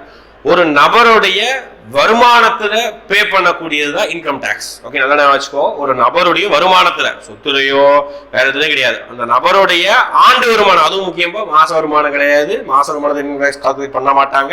ஒரு நபருடைய ஆண்டு வருமானம் அது எப்ப இருந்து எப்போ, நம்மளுடைய பினான்சியல் இயர் இருக்குல்ல, பினான்சியல் இயர் எப்போ, நிதி ஆண்டு எப்போ, ஏப்ரல் 1ல இருந்து ஒவ்வொரு வருஷத்துடைய மார்ச் 31 வரைக்கும் அந்த ஆண்டில் நீங்க எவ்வளவு ரூபாய் வருமானத்தை ஈட்டுனீங்களோ அதுக்காக நீங்க பே பண்ணக்கூடியதுதான் இந்த வருமான வரி. ஓகே, புரியுதுங்களா? இதுதான் அந்த வருமான வரி. அப்போ ஒரு நபருடைய வருமானத்துல பே பண்ணக்கூடியது. ரைட். அப்ப இந்த வருமான வரி எப்போ சார் வந்தது? ஓகேவா? எல்லாரும் சொல்றாங்களே, நம்ம நார்மல் பீப்புள் அதிகபட்சம் கட்ட மாட்டாங்க. நான் சொல்ற பாருங்க, இண்டஸ்ட்ரியல் ஃபேக்டர் நிறைய இருக்கும். ஓகேங்களா? ரைட். அப்ப பார்க்கலாம். இப்போ வருமான வரிங்கிறது வந்து எப்போ இதை அறிமுகப்படுத்தினார்கள் அப்படின்னு கேட்டாங்கன்னா 1860 ஜேம்ஸ் வில்சன். ஓகேவா? James Wilson. ஓகேவா? அவர் தான் என்ன பண்ணாருன்னா முதல் முறையாக அறிமுகப்படுத்தினார். எந்த ஆண்டு யாரும் கேட்பாங்க, 1860 ஜேம்ஸ் வில்சன் அறிமுகப்படுத்தினார். எதுக்காக அறிமுகப்படுத்தினார் அப்படின்னு பார்த்தா நமக்கு ஹிஸ்டரி தெரிஞ்சுக்கணும். எதுக்காக ஹிஸ்டரியில என்ன நடந்தது? 1857 மிகப்பெரிய ஒரு கலகம் ஏற்பட்டது. ஆமா, ஓகேவா? இந்தியாவுடைய முதல் சுதந்திர போர் அப்படின்னு நம்ம சொல்றோம்னா அதுக்கு இதுதான். இந்தியாவுடைய விடுதலை கிடைச்சதுக்கு சடனா காந்தி வந்து, நேரு வந்து, சுபாஷ் சந்திர போஸ் வந்து விடுதலை வாங்கி கொடுத்துட்டு போகல. ஞாபகம் வச்சுக்கணும். விடுதலை போராட்டம் நம்ம இவங்களை மட்டும் தான் நினைச்சிட்டு இருக்கோம், கிடையாது. அந்த விடுதலை போராட்டத்துக்கு முன்னாடி எவ்வளவோ விஷயங்கள், சின்ன சின்ன ஊர்ல சின்ன சின்ன கழகங்கள் இருந்து 1857 பெரும் கழகம் முதற்கொண்டு எவ்வளவோ விஷயங்கள் நடந்திருக்கு. அந்த நடந்ததுனால மட்டும்தான் நமக்கு விடுதலை கிடைத்தது. அப்போ அந்த இதுலதான் ஒரு முக்கியமான கழகம், பெரும் கழகம் என்று அழைக்கப்படக்கூடிய 1857 பெருங்கழகம் அப்படின்னா கிளர்ச்சி அப்படின்னு சொல்லுவாங்க. ஓகே, அதுதான் இந்த கிளர்ச்சி. அப்ப இந்த கிளர்ச்சினால பிரிட்டன் அரசாங்கத்துக்கு பெரிய லாஸ். என்ன பெரிய லாஸ்? ஏகப்பட்ட அதிகாரிகள் சாவு, ஏகப்பட்ட பில்டிங் சேதம். இந்த கழகத்திற்கு பின்பு பிரிட்டிஷ் கம்பெனி இனிமேல் இந்தியாவில் ஆட்சி கொள்ளாது, பிரிட்டிஷ் அரசாங்கமே நேரடியாக இந்தியாவை பார்த்துக் கொள்ளும். மிகப்பெரிய மாற்றம். இப்போ இந்த மாற்றம், இந்த லாஸ் பிரிட்டிஷுக்கு என்ன ஆச்சு? Heavy loss. இந்த இழப்பை ஈடுகட்டுவதற்காக பிரிட்டிஷுக்கு ஏற்பட்ட, பிரிட்டனுக்கு ஏற்பட்ட இழப்பை, அதிகாரிகள் இறந்து போனாங்க, அவங்க குடும்பத்துக்கு ஏதாவது செய்யணுங்க, அந்த இழப்பை ஈடுகட்டுவதற்காக பிரிட்டிஷ் அரசாங்கம் 1860 ஜேம்ஸ் வில்சன் என்பவரால் வருமான வரி அப்படின்னு ஒரு விஷயத்தை முதல் முறையாக அறிமுகப்படுத்தி இருப்பாங்க. ஓகேங்களா? இந்த பாயிண்ட் ரொம்ப முக்கியம். புக்கில் ஒரு பாக்ஸ் போட்டே கொடுத்துருப்பாங்க. சரிங்களா? அறிமுகப்படுத்துறாங்க. ரைட். ஓகே. அப்போ காரணம், ஓகே, காரணம் தெரிஞ்சுக்கணும், யாரும் எந்த வருஷம் தெரிஞ்சுக்கணும். ரைட், முடிஞ்சது. ஆனா அப்ப யாரு சார் வருமான வரி கட்டியிருப்பா? இந்தியாவே வந்து அப்படியே ரொம்ப வறுமையா தானே இருந்தது. ஆமா, உண்மைதான். அப்போ பெரிய பெரிய பணக்காரர்கள் மட்டும்தான் வருமான வரி செலுத்தினார்கள். அந்த வருமான வரி யாரு செலுத்துறாங்களோ அவங்க மட்டும்தான் பிற்காலத்துல ஓட்டு போடுவதற்கான உரிமையும் பிரிட்டிஷ் கொடுத்தாங்க. பாருங்க, பொருளாதார சம்பந்தமா ஹிஸ்டரி வந்தது, அப்படி அரசியலும் போகுது. அதுதான் சோசியல், எல்லா சப்ஜெக்டும் லிங்க் ஆனதுதான். சரிங்களா? அப்ப அப்படி பார்க்கும்போது ஒரு பிற்காலத்துல முதல் முறையாக ஓட்டு போடுவதற்கான தகுதியை கொடுக்கும் போது பிரிட்டிஷ் யாருக்கெல்லாம் நேர்முக வரி கட்டுறாங்களோ அவங்களுக்கு மட்டும்தான் ஓட்டு போடுவதற்கான உரிமையை வந்து வழங்கினார்கள். சரிங்களா? அந்த ஓட்டு போடுவதற்கான உரிமை தான் பின்னாட்கள் எல்லாருக்கும் வந்து எக்ஸ்டெண்ட் செய்யப்பட்டது. அப்போ இப்போ நம்ம 21 வயசு, இப்போ 18 வயசு வரைக்கும் எல்லாருமே ஓட்டு போடலாம், 18க்கு வேற. சரிங்களா? ரைட்டா? அப்ப அதுதான் காரணம் பார்த்தாச்சு. அதுக்கப்புறம் விடுதலை அடைஞ்சதுக்கு அப்புறம் நம்ம இந்த வருமான வரியில சின்ன சின்ன சேஞ்சஸ் தான் பண்ணோம். பெரிய அளவுக்கு சேஞ்சஸ் பண்ணத பிரிட்டிஷ் வாய்மொழியா சாசனங்கள் அடிப்படையில் கொண்டு வந்தது. நமக்கு வருமான வரி போடணும்னா அதுக்கு ஃபுல் ரைட்ஸ் யாருகிட்ட தான் இருக்குது அப்படின்னு பார்த்தீங்கன்னா, இது ஒரு பாயிண்ட் சொல்லணும், கவனிச்சுக்கணும். ஓகேங்களா? வருமான வரினா நான் இங்கேயே எழுதி போட்டுருவேன். இனிமேல் ஒவ்வொரு வரி எழுதும் போது நான் பிராக்கெட்ல எழுதி போட்டுருவேன். அதை எந்த கவர்மெண்ட்டுக்கு போகுது, சென்ட்ரல் கவர்மெண்டா ஸ்டேட் கவர்மெண்டா அப்படின்னு சொல்லிட்டு எழுதி போட்டுருவேன். சென்ட்ரல் கவர்மெண்ட்னா சிஜின்னு போடுறேன், ஸ்டேட் கவர்மெண்ட்னா எஸ்ஜின்னு போடுறேன். சரிங்களா? அப்போ இது மத்திய அரசுக்கு போகுது. ஓகே, இன்கம் டாக்ஸ் வந்து மத்திய அரசுக்கு போகுது. அப்போ மத்திய அரசுனா பாராளுமன்றம் தான் வருமான வரியை விதிக்கக்கூடிய முழு அதிகாரத்தை பெற்றுள்ளது. ஓகேங்களா? அப்போ அந்த பாராளுமன்றம் தான் என்ன செய்யுது அப்படின்னு பாத்தீங்கன்னா இந்த வருமான வரியை விதிக்கும். அந்த வருமான வரியை விதிக்கும் போது அதுக்குன்னு ஒரு சட்டம் போடணும். அப்படி கொண்டு வரப்பட்ட ஒரு சட்டம் தான் இன்கம் டாக்ஸ் ஆக்ட். வச்சுக்கோ, இன்கம் டாக்ஸ் ஆக்ட் 1961. ஓகேங்களா? வருமான வரி சட்டம், வருமான வரி சட்டம் 1961. இதுதான் நமக்கு வருமான வரிக்காக இந்திய அரசாங்கம் விதிக்கப்பட்ட, இந்திய அரசாங்கம் போடப்பட்ட ஒரு சட்டம்னா அதுதான் இன்கம் டாக்ஸ். இது கேட்பாங்க. சரிங்களா? புக்ல இருக்குது இன்கம் டாக்ஸ் ஆக்ட் 1961. ரைட். இது இல்லாம வருமான வரி பத்தி பாத்துக்கிட்டோம்னா இது வந்து இப்ப இந்த வருமானம் எவ்வளவு சம்பாதிக்கிறாங்களோ அவங்க தான் பே பண்ணுவாங்க. திருப்பி சொல்லிட்டேன், அதுக்கு ஒரு லிமிட் இருக்கும் எல்லாமே. ஃபார் எக்ஸாம்பிள் வந்து அது ஒவ்வொரு 2-3 வருடங்களுக்கு ஒருக்கு நம்ம பாராளுமன்றம் பட்ஜெட் போடுவாங்கல்ல, பிப்ரவரி மாசம் 1ஆம் தேதி அந்த பட்ஜெட் போடும்போது அந்த வருமான வரி உச்ச வரம்பு என்ன செய்வாங்கன்னா மாத்திக்கிட்டே இருப்பாங்க. ஒரு காலத்துலதான் 2 லட்சத்துக்கு மேல சம்பாதிக்கிறவங்க மட்டும் வரி பே பண்ணணும், 2 லட்சத்துக்குள்ள வரி சம்பாதிக்கிறவங்க வரி பே பண்ண வேணாம் அப்படின்னு சொன்னாங்க. அடுத்து 3 லட்சம், 3.5 லட்சம் அப்படியே தொடர்ந்தது. கொஞ்சம் வருஷமாவே 5 லட்சம் வரைக்கும் வருமானம் ஈட்டுறவங்க, 5 லட்சத்துக்கு கீழே வருமானம் ஈட்டுறவங்க வரி பே பண்ண தேவையில்லை. இப்பதான் என்ன ஆயிடுச்சுன்னா உச்சபட்ச வரம்பா கிட்டத்தட்ட 7.5 லட்சம் வரைக்கும் வருமானம் ஈட்டுறவர்கள், 7 லட்சத்துக்கு கீழே ஒரு ஆண்டிற்கு வருமானம் ஈட்டுறவர்கள் வரி கட்ட வேண்டிய தேவை இல்லை, நில் அப்படின்னு சொல்லிடுவாங்க. அடுத்து 7.5 லட்சம் டு 10 லட்சம், 10 லட்சம் டு 15 லட்சம், 15 லட்சத்துக்கு மேல் இந்த மாதிரி ஒவ்வொரு ஸ்லாபா பிரிப்பாங்க. அது 5%, 10%. நான் சொன்னோம்ல, வருமானம் வந்து வளர்வீத வரி. வருமானம் அதிகரிக்கும் போது வரி அதிகரிக்கும். உச்சபட்ச வரியா 15 லட்சமோ 20 லட்சமோ சொல்லுவாங்க. அதற்கு மேல வருமானம் ஈட்டுபவர்களுக்கு அவர்களுடைய ஆண்டு வருமானத்துல கிட்டத்தட்ட 30% வரியாக மட்டுமே பே பண்ணணும்.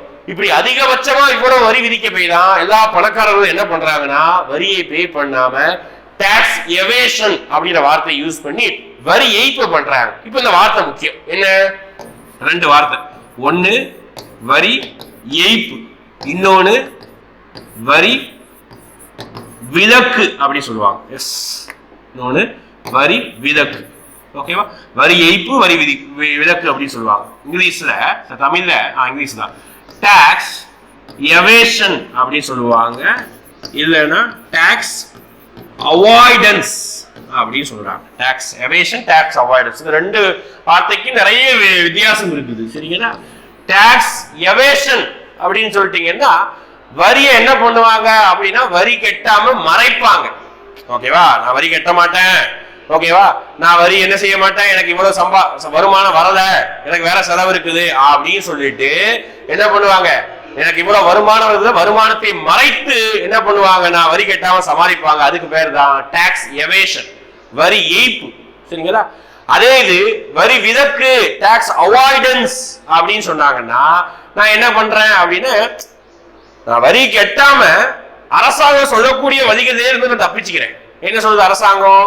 ஒரு லிமிட் வச்சிருக்கும். அந்த லிமிட்டுக்கு மேல உங்க வீட்டு வாடகை, உங்க குடும்பத்தோடைய மருத்துவ செலவு, நீ ஏதாவது எல்ஐசி இன்சூரன்ஸ் ஏதாவது பே பண்ணா அதோடைய செலவு, இது எல்லாத்தையும் நீ வருமான வரி விலக்குல கழிச்சுக்கலாம் அப்படின்னு சொல்லுவாங்க. இதெல்லாம் பண்றதுதான் லீகலி கரெக்ட். அது டாக்ஸ் அவாய்டன்ஸ், வரி விலக்கு. ஆனா வரி ஏய்ப்பு பண்றது ரொம்ப ரொம்ப தப்பு. வரி ஏய்ப்பு பண்ணால் சட்டப்படி குற்றம். உங்களுக்கு மேல வந்து செக்ஷன் படி வழக்கே பதிவு செய்யலாம். அதனால ஐடி ரைடு போது பயப்படுறாங்கல்ல, அது காரணம் இது. அவங்கள வரி ஏய்ப்பு செஞ்சிருப்பாங்க. ஓகே, அப்ப இந்த வார்த்தை முக்கியம். அப்போ அதான் உச்சபட்ச வரி இருக்கிறதுனாலதான், இந்த மாதிரி அதிகமான வரி இருக்கிறதுனாலதான் நிறைய பேர் வந்து என்ன பண்ணுவாங்க அப்படிப்பட்ட வரி கட்டாம என்ன பண்றாங்க, வரி ஏய்ப்பு பண்ணி அதை பிளாக் மணியா சேர்த்துக்கிறாங்க. ஓகேவா, முடியுதா? இதுதான்ப்பா வருமான வரிங்கிறது. ஓகேங்களா? அப்ப இது சென்ட்ரல் கவர்மெண்ட் போகக்கூடியது. இந்த ஃபேக்சுவல் பாயிண்ட் முக்கியம், இந்த சட்டம் முக்கியம், அதுக்கப்புறம் நான் சொன்ன பாயிண்ட் முக்கியம். அடுத்த வரி பார்க்கலாமா? Corporate tax. இங்கிலீஷ்ல தமிழ் என்ன? நிறுவன வரி. கார்பரேட் டாக்ஸ் என்ன வரி? நிறுவன வரி. சரி சார், என்ன சார் நிறுவனம்? அது தனிநபர் செலுத்தக்கூடிய வரி, அதுதான் இன்கம் டாக்ஸ். ஓகேங்களா? இன்னொரு சொல்ல மறந்துட்டேன். இப்போ நீ வந்து ஆகிற, ஓகே, தமிழ்நாடு அரசு தான் ஒரு வேலையை வாங்குற. என்ன வேலை? ஒரு குரூப் 4 அதிகாரியாவோ, ஒரு விஏஓவோ, ஒரு ஜூனியர் அசிஸ்டன்டாவோ, அப்படி இல்லைன்னா ஒரு பிசியாவோ, அப்படி இல்லைன்னா ஒரு ஃபாரஸ்ட் கார்டோ, ஃபாரஸ்ட் வாட்சரோ, ஓகே, அப்படி இல்லைன்னா எஸ்ஐயாவோ, இந்த மாதிரி ஏதாவது ஒரு வேலை, குரூப் 2 ஏதோ ஒரு வேலை ஆகுற. எல்லாத்துலயும் வரி பே பண்ணணுமா? எல்லாரும் வரி பே பண்ணணும். அந்த இதுல கீழே இருந்தா இப்போ group 4 forest guard, forest watcher, PC இதெல்லாம் ஆனீங்கன்னா அவங்களுக்கு என்ன வரி பே பண்ண தேவையில்லை. ஆனா எஸ்ஐ அப்படிங்கிற ஒரு பதவியோ, அப்படி இல்லைன்னா குரூப் 2ங்கிற பதவியோ, அப்படி இல்லைன்னா சென்ட்ரல் கவர்மெண்ட்ல சிஜிஎல், சிஹெச்எஸ்எல், எஸ்எஸ்சில பண்ற பதவிகளோ வாங்குனீங்கன்னா கண்டிப்பா நீங்க வரி பே பண்ணணும். ஏன்னா உங்களுடைய வருமான லெவல் அதிகம், 40,000 மேல 50,000 ஆண்டுக்கு வருமானம் வரும். எஸ்ஐ தான் போனீங்கன்னா, குரூப் 2 தான் போனீங்கன்னா, அப்போ அவங்க தான் வரி பே பண்ணணும். குரூப் 4, குரூப் 2, குரூப் 4 எஸ்ஐ, சரி, பிசி, ஃபாரஸ்ட் கார்டு தான் கம்மியான வருமானம், வரி பே பண்ண தேவையில்லை. அதுதான். அடுத்து நிறுவன வரி. சரி சார், நிறுவன வரி யாருக்கு சார் போகுது? இப்போ உங்களை எழுதி போட்டுற யாருக்கு தான் போகுது அப்படி பார்த்தா இதுவும் சென்ட்ரல் கவர்மெண்ட்டுக்கு. ஓகே, சென்ட்ரல் கவர்மெண்ட் தான் இதுவும் நிறுவன வரியும் போகுது.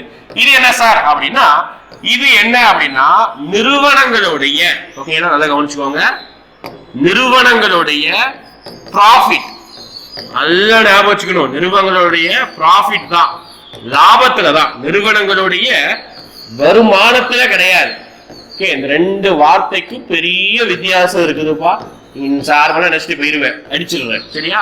நிறுவனங்களுடைய வருமானத்துல பே பண்ண மாட்டாங்க, நிறுவனங்களுடைய லாபத்துல பே பண்ணுவாங்க.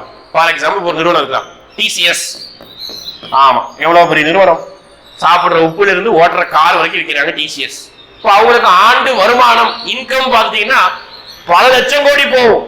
காரை தான், ஒரு காரை தான், ஹை எண்ட் கார் தான் 20 லட்சம் 25 லட்சம் இருக்கும். லோ எண்ட் கார் தான் மினிமம் 5-6 லட்சம் வந்துருது. ஓகேவா? பைக்கே 1 லட்சம் ஆகி போச்சு. அப்புறம் என்ன? அப்போ அவங்க ஆண்டு வருமானம் பாத்தீங்கன்னா 1 லட்சம் கோடிக்கு மேல போகும். ஆனா லாபம் எடுத்துக்கிட்டீங்கன்னா கண்டிப்பா சில 1000 கோடி இருக்கும். ஒரு 10,000 கோடி, ஒரு 5,000 கோடி, அந்த மாதிரி. ஓகேங்களா? டிசிஎஸ்னா ஐடி சர்வீஸ் மட்டும் தான். ஆனா டாட்டாவோட எல்லா கம்பெனியோட மொத்த வருமானம் நான் சொல்றேன். அப்ப அது லாபத்துல இருந்து மட்டும் ஒரு குறிப்பிட்ட சதவீதத்தை நம்ம வரியா பே பண்ணா அதுக்கு பேர் தான் நிறுவன வரி. ஓகேங்களா? அப்போ அவங்களுடைய இன்கம் வேற, ப்ராஃபிட் வேற. இந்த ப்ராஃபிட் இன்கம்ல போட மாட்டாங்க, ப்ராஃபிட்ல தான் வரி போடுவாங்க. அதுக்கு பேர் தான் என்ன சொல்றாங்க? நிறுவன வரி அப்படின்னு சொல்றாங்க. சரிங்களா? ரைட்டா? இன்கம் நிறுவன வரி. அப்ப இது யார் தான் விதிக்கிறாங்க? சென்ட்ரல் கவர்மெண்ட் தான் விதிக்கிறாங்க. இதுல வந்து 2 வகையா போடுவாங்க. ஒன்னு இந்தியன் கம்பெனிக்கு ஒரு வகையான வரியையும், ஃபாரின் கம்பெனிக்கு ஒரு வகையான வரியும் போடுவாங்க. இந்திய நிறுவனங்களுக்கும் அயல்நாட்டு நிறுவனங்களுக்கும் வெவ்வேறு விதமான வரிகளையும் விதிப்பாங்க. சரிங்களா? ரைட், இவர் தான் நிறுவன வரி. அடுத்து நம்ம என்ன வரி சொல்லியிருந்தோம்? நேர்முக வரி இது மட்டும் தான் சொல்லியிருந்தோம். அடுத்து நம்ம மறைமுக வரி போறோம். மீதி தான் நான் நேர்முக வரியில எக்ஸ்பிளைன் பண்ணிட்டேன். அடுத்து நம்ம பார்க்க போறது மறைமுக வரியில ஒரு டாபிக்கான எக்ஸைஸ் டியூட்டி. இதுக்கு மட்டும்தான் பேர் என்ன ஆகும், கொஞ்சம் டிஃபரெண்டா இருக்கு. எக்ஸைஸ் டியூட்டி தமிழ்ல என்ன சொல்லுவாங்க? கலால் வரி அப்படின்னு சொல்லுவாங்க. ஓகேவா? இதுக்கு இன்னொரு பெயர் கூட இருக்குது, நான் இங்க எழுதி போடுறேன். இன்னொரு பேர் என்ன இருக்குது? உற்பத்தி வரி சொல்லுவாங்க. இதோட டெஃபினிஷன் பார்த்துட்டேன்னா உனக்கு இன்னொரு பேர் ஈஸியா ஞாபகம் வச்சுக்கலாம். உற்பத்தி வரி, ப்ரொடக்ஷன் டாக்ஸ். ஓகேவா? இது யாருக்கு சார் போகுது? சொல்ல மறந்துட்டீங்களே. ஆமா, சொல்ல மறந்துட்டேன். என்ன சார் யாருக்கு போகுது? இதுவும் சென்ட்ரல் கவர்மெண்ட்டுக்கே போகுது. சார் எல்லாத்தையுமே அவங்க சொல்றீங்களே, வாராங்க. ஓகே, தமிழ்நாடு அரசுக்கு வருது. அடுத்து இதுக்கு இன்னொரு பேர் என்ன சொல்றாங்கன்னா உற்பத்தி வரி அப்படின்னு சொல்றாங்க. ஏன் சார் இந்த வரி எதுக்காக போடுறாங்கன்னா, ஜிஎஸ்டி வருவதற்கு முன்னாடி மறைமுக வரி எல்லாமே தனித்தனியா இருந்தது. ஜிஎஸ்டி வந்ததுக்கு அப்புறம் எல்லா மறைமுக வரியும் ஜிஎஸ்டி கூட வந்துடுச்சு. அதை நீங்க கிளாரிஃபை பண்ணிக்கணும். ஓகேங்களா? அப்ப அப்படி பார்க்கும்போது உற்பத்தி வரி, ப்ரொடக்ஷன் டாக்ஸ், அது மட்டும் தான் பாத்தீங்கன்னா என்ன அப்படின்னா, ஒரு பொருளை உற்பத்தி செய்வதற்காக, நல்லா கவனிச்சுக்கோங்க, ஒரு பொருளை உற்பத்தி செய்வதற்காக அதன் மீது விதிக்கப்படக்கூடிய வரி தான் ப்ரொடக்ஷன் டாக்ஸ். ஓகே, திருப்பி சொல்ற பாருங்க. ஒரு பொருளை ஏதோ ஒரு பொருள் வச்சுக்கோங்க. இப்போ வந்து நம்ம என்ன செய்யறோம் அப்படி பார்த்தா கார் உற்பத்தி பண்றோம். ஜிஎஸ்டிக்கு முன்னாடி 2017 முன்னாடி ஒரு காரை உற்பத்தி பண்ணாங்கன்னா அந்த காரை உற்பத்தி செய்வதற்காக அதன் மீது விதிக்கப்படக்கூடிய வரி தான் உற்பத்தி வரி. ஓகேவா? கார் உற்பத்தி செய்யணும்னா அதை உற்பத்தி செய்வதற்காக தான் அதன் மீது விதிக்கப்படக்கூடிய ஒரு வரி தான் உற்பத்தி வரி, ப்ரொடக்ஷன் டாக்ஸ் அப்படின்னு நம்ம சொல்றோம். சரிங்களா? ரைட்டா? அப்ப அதனால அதுக்கு இன்னொரு பேர் என்ன சொல்றேன், ப்ரொடக்ஷன் உற்பத்தி வரி. அதுக்கு தமிழ்ல தூய தமிழ்ல கலால் வரி, எக்ஸைஸ் டியூட்டி அப்படின்னு நம்ம சொல்றோம். சரிங்களா? உற்பத்தி வரி இது யாருக்கு தான் போகுது அப்படின்னா சென்ட்ரல் கவர்மெண்ட் தான். ஆக்சுவலா இப்போ ஒரு சில ப்ராடக்ட்டுக்கு மட்டும் தான் உற்பத்தி வரி போடுறாங்க, ஏன்னா எல்லாமே ஜிஎஸ்டி போயிடுச்சு. அதனால நம்ம ஜிஎஸ்டி பார்க்கும்போது இது கொஞ்சம் கிளாரிஃபையா புரியும். ஓகே, அதே மாதிரி அடுத்து ஒரு மறைமுக வரி அப்படின்னா கஸ்டம் டியூட்டி. அடுத்து என்ன மறைமுக வரி? Custom duty. ஓகேங்களா? இது தமிழ்ல என்ன சொல்லுவோம் அப்படின்னு பார்த்தீங்கன்னா இறக்குமதி வரி அப்படின்னு சொல்றோம். கஸ்டம் டியூட்டி இறக்குமதி வரி. சரி சார், இது யாருக்கு சார் போகும்? இதான் சென்ட்ரல் கவர்மெண்ட், ஸ்டேட் கவர்மெண்ட் போகுமா? கிடையாது, இதுவும் சென்ட்ரல் கவர்மெண்ட்டுக்கு. இது பேர்லயே இருக்குது, கஸ்டம் டியூட்டி, இறக்குமதி வரி. அப்படி என்ன செய்வாங்க, வெளிநாட்டுல இருந்து இறக்குமதி பண்றாங்க, எக்கச்சக்கமா இறக்குமதி பண்றோம். தங்கத்துல இருந்து, பாமாயில இருந்து, க்ரூட் ஆயில இருந்து, எலக்ட்ரானிக் ப்ராடக்ட்ல இருந்து, செல்போன்ல இருந்து எவ்வளவோ பொருட்களை இறக்குமதி பண்றோமா, அந்த பொருட்களின் மீது விதிக்கப்படக்கூடிய வரியே இறக்குமதி வரி. புரியுதா? அந்த பொருட்களின் மீது மட்டுமே விதிக்கப்படக்கூடிய வரிக்கு பேர் தான் இறக்குமதி வரி. ஓகேங்களா? சென்ட்ரல் கவர்மெண்ட் தான் போகுது, அதுதான் இம்போர்ட்டட் ப்ராடக்ட்ஸ். இம்போர்ட்டட் ப்ராடக்ட்ஸ் அப்படின்னு சொல்றோம். சரிங்களா? அதுதான் வெளிநாட்டுல இருந்து நம்ம இறக்குமதி செய்யறோம்ல, அந்த பொருட்களின் மீது மட்டுமே விதிக்கப்படக்கூடியதுதான் இந்த இறக்குமதி வரி. ஓகேங்களா? சென்ட்ரல் கவர்மெண்ட் தான் போகுது. அடுத்த ஒரு வரி, இது ரொம்ப முக்கியமானது. ஓகேங்களா? சேல்ஸ் டாக்ஸ், வேட் அப்படின்னு சொல்றோம். இதுக்கு ரெண்டு பேர் இருக்குது. ஓகே, தமிழ்ல விற்பனை வரி, அப்படி இல்லைன்னா மதிப்பு கூட்டு வரி அப்படி சொல்லி ரெண்டு பேர் இருக்கு. அதுதான் வேல்யூ ஆடட் டாக்ஸ். ஓகேங்களா? வேட் அப்படின்னா என்னது? வேல்யூ ஆடட் டாக்ஸ், மதிப்பு கூட்டு வரி. அதாவது இது யாருக்கு தான் சார் போகுது அப்படிப்பட்ட, இது மட்டும் யாருக்கு போகுது? ஸ்டேட் கவர்மெண்ட்டுக்கு போகும். ஓகேங்களா? ஸ்டேட் கவர்மெண்ட்டுக்கு போகக்கூடியதுதான் இந்த என்ன வரி? விற்பனை வரி. ஓகேங்களா? அப்போ ஒரு பொருளை இன்னொரு பொருளா மதிப்பு கூட்டும் பொழுது விதிக்குவாங்க. அப்படி இல்லைன்னா ஒரு பொருளை விற்பனை செய்யும் பொழுது, உற்பத்தி பண்ணும் போது அந்த வரி, இறக்குமதி பண்ணும் போது இந்த வரி, ஒரு பொருளை கடையில வச்சு சேல் பண்ணும் போது என்ன வரி? Sales tax. ஓகே, விற்பனை வரி. அதுதான், அதுக்கு இன்னொரு பேர் தான் என்னது அப்படின்னா மதிப்பு கூட்டு வரி அப்படின்னு சொல்றாங்க. இதுதான் ஸ்டேட் கவர்மெண்ட்டுக்கு போகும். இதெல்லாம் யார் இம்போஸ் பண்ணிருப்பாங்க அப்படின்னு பாத்தீங்கன்னா, நமக்கு நம்ம ராஜாஜி இருக்காருல்ல, ராஜாஜி அவர் நம்மளுடைய இந்தியா விடுதலை வாங்கி முதலமைச்சராக இருக்கும் பொழுது வருமான பற்றாக்குறை மதுவிலக்கு அறிமுகப்படுத்தியிருப்பாரு. அந்த வருமான பற்றாக்குறையின் காரணமாக தமிழ்நாட்டில் சேல்ஸ் டாக்ஸ், விற்பனை வரியை அறிமுகப்படுத்தியிருப்பாரு. அதுக்கப்புறம் எல்லா நாடுகள், எல்லா மாநிலங்களும் ஒரு விதமா அறிமுகப்படுத்துவாங்க. ஓகே, பார்க்கலாமா? ஓகே, சேல்ஸ் டாக்ஸ்க்கு இன்னொரு பேர் மதிப்பு கூட்டு வரி, ஸ்டேட் கவர்மெண்ட்டுக்கு போகுது. ஓகேவா? ரைட்டா? ரைட். எல்லா இன்டைரக்ட் டாக்ஸும் பார்த்துட்டோம். அடுத்து இன்னொரு இன்டைரக்ட் டாக்ஸ் இருக்குதுல்ல, செஸ் அப்படின்னு சொல்லுவாங்க. இது நிறைய பேருக்கு தெரியுது கிடையாது. ஓகே, இதை நம்ம என்ன சொல்லலாம் அப்படின்னா கூடுதல் வரி அப்படின்னு சொல்லலாம். ஓகேவா? நல்லா கவனிச்சுக்கோங்க. இது சென்ட்ரல் கவர்மெண்ட்டும் போடலாம், ஸ்டேட் கவர்மெண்ட் ஒரு சில டைம் போடலாம். ஆனா மேக்ஸிமம் சென்ட்ரல் கவர்மெண்ட் எழுதிக்கணும். சரிங்களா? இது மத்திய அரசாங்கத்திற்கா போகக்கூடியது. ஓகே, என்ன சார் அப்படின்னா ஒரு பர்டிகுலர் விஷயத்திற்காக மட்டும் செலவு பண்ணுவதற்காக செஸ் என்ற வழிமுறையை மத்திய அரசு மெஜாரிட்டி டைம்ல கையாளும். ஓகேங்களா? ஃபார் எக்ஸாம்பிள் ஒரு இப்பெல்லாம் பெட்ரோல் டீசலுக்காக செஸ் அப்படிங்கிற ஒரு கூடுதல் வரியை போடுறாங்க. அப்போ அந்த வரியிலிருந்து வரக்கூடிய வருமானத்தை கவனிச்சுக்கோங்க, அந்த வரியிலிருந்து வரக்கூடிய வருமானத்தை நம்ம விவசாய சம்பந்தமான விஷயத்துல மட்டும்தான் செலவு பண்ணணும். அதுக்காக விதிக்கப்படக்கூடிய வரிதான் இந்த செஸ், கூடுதல் வரி. ஓகே, புரியுதுங்களா? அப்போ கூடுதல் வரினா ஒரு விஷயத்திற்காக மட்டும்தான் செலவு பண்ணுவாங்க. அது ஆல்ரெடி வரி, நிறைய வரி இருக்கும் அந்த பொருள் மேல, எக்ஸ்ட்ரா கூடுதலா வரியை போட்டு அதுல இருந்து வரக்கூடிய வருமானத்தை அந்த விஷயத்துக்காக மட்டும்தான் செலவு பண்ணுவாங்க. ஓகே, பார்த்தா இப்ப எல்லா வரிகளும், மறைமுக வரி எல்லா வரியையும் ஜிஎஸ்டி அப்படின்னு சொல்லிட்டு ஒரே ஒரு வரி, ஒரு பெரிய வரி என்ன ஆயிட்டு அப்படின்னா ஜிஎஸ்டி வரி அந்த எல்லா வரியும் உள்வாங்கி விட்டது. ஓகேங்களா? அதுதான் எல்லா வரியும் கேன்சல் பண்ணிட்டு ஜிஎஸ்டி அப்படின்னு ஒரே ஒரு வரியை மட்டும் இம்போஸ் பண்ணிட்டாங்க. ஓகேவா? முடிஞ்சதா? நம்ம பார்க்கலாம்ல. அப்ப எல்லா வரியும் நம்ம பார்த்து முடிச்சிட்டோம், செஸ்ங்கிற வரியை நம்ம பார்த்து முடிச்சிட்டோம், மீதி எல்லாத்தையும் நம்ம பேசி முடிச்சிட்டோம். Sales tax, duty, excise duty எல்லாம் பார்த்து முடிச்சோம். ஜிஎஸ்டி மட்டும் தான் இருக்குது. ஓகேங்களா? அப்ப ஜிஎஸ்டியை பத்தி நம்ம அடுத்து கொஞ்சம் பார்க்கணும். ஓகேவா? இது சென்ட்ரல் ஹெட்டிங்கா, மெயின் ஹெட்டிங்காவே நம்ம போட்டுக்கணும். Okay, GST, goods and service tax. Tamil என்ன? சரக்கு மற்றும் சேவை வரி. அதாவது சரக்கு அப்படின்னா என்னது, தவறான மீனிங் புரிந்து கொள்ளக்கூடாது. என்னது? பொருட்கள். கூட்ஸ் அப்படின்னா சரக்குகள் அப்படின்னா பொருட்கள். நம்ம யூஸ் பண்ணக்கூடிய சட்டை, watch, okay, book, table, camera, fan, இது எல்லாமே என்னதுதான்? சரக்கு தான். ஓகே, பொருள். சர்வீஸ் அப்படின்னா சேவை, அதாவது அந்த விஷயத்தை நம்மளால தொட முடியாது, ஆனா நம்மளால உணர முடியும்.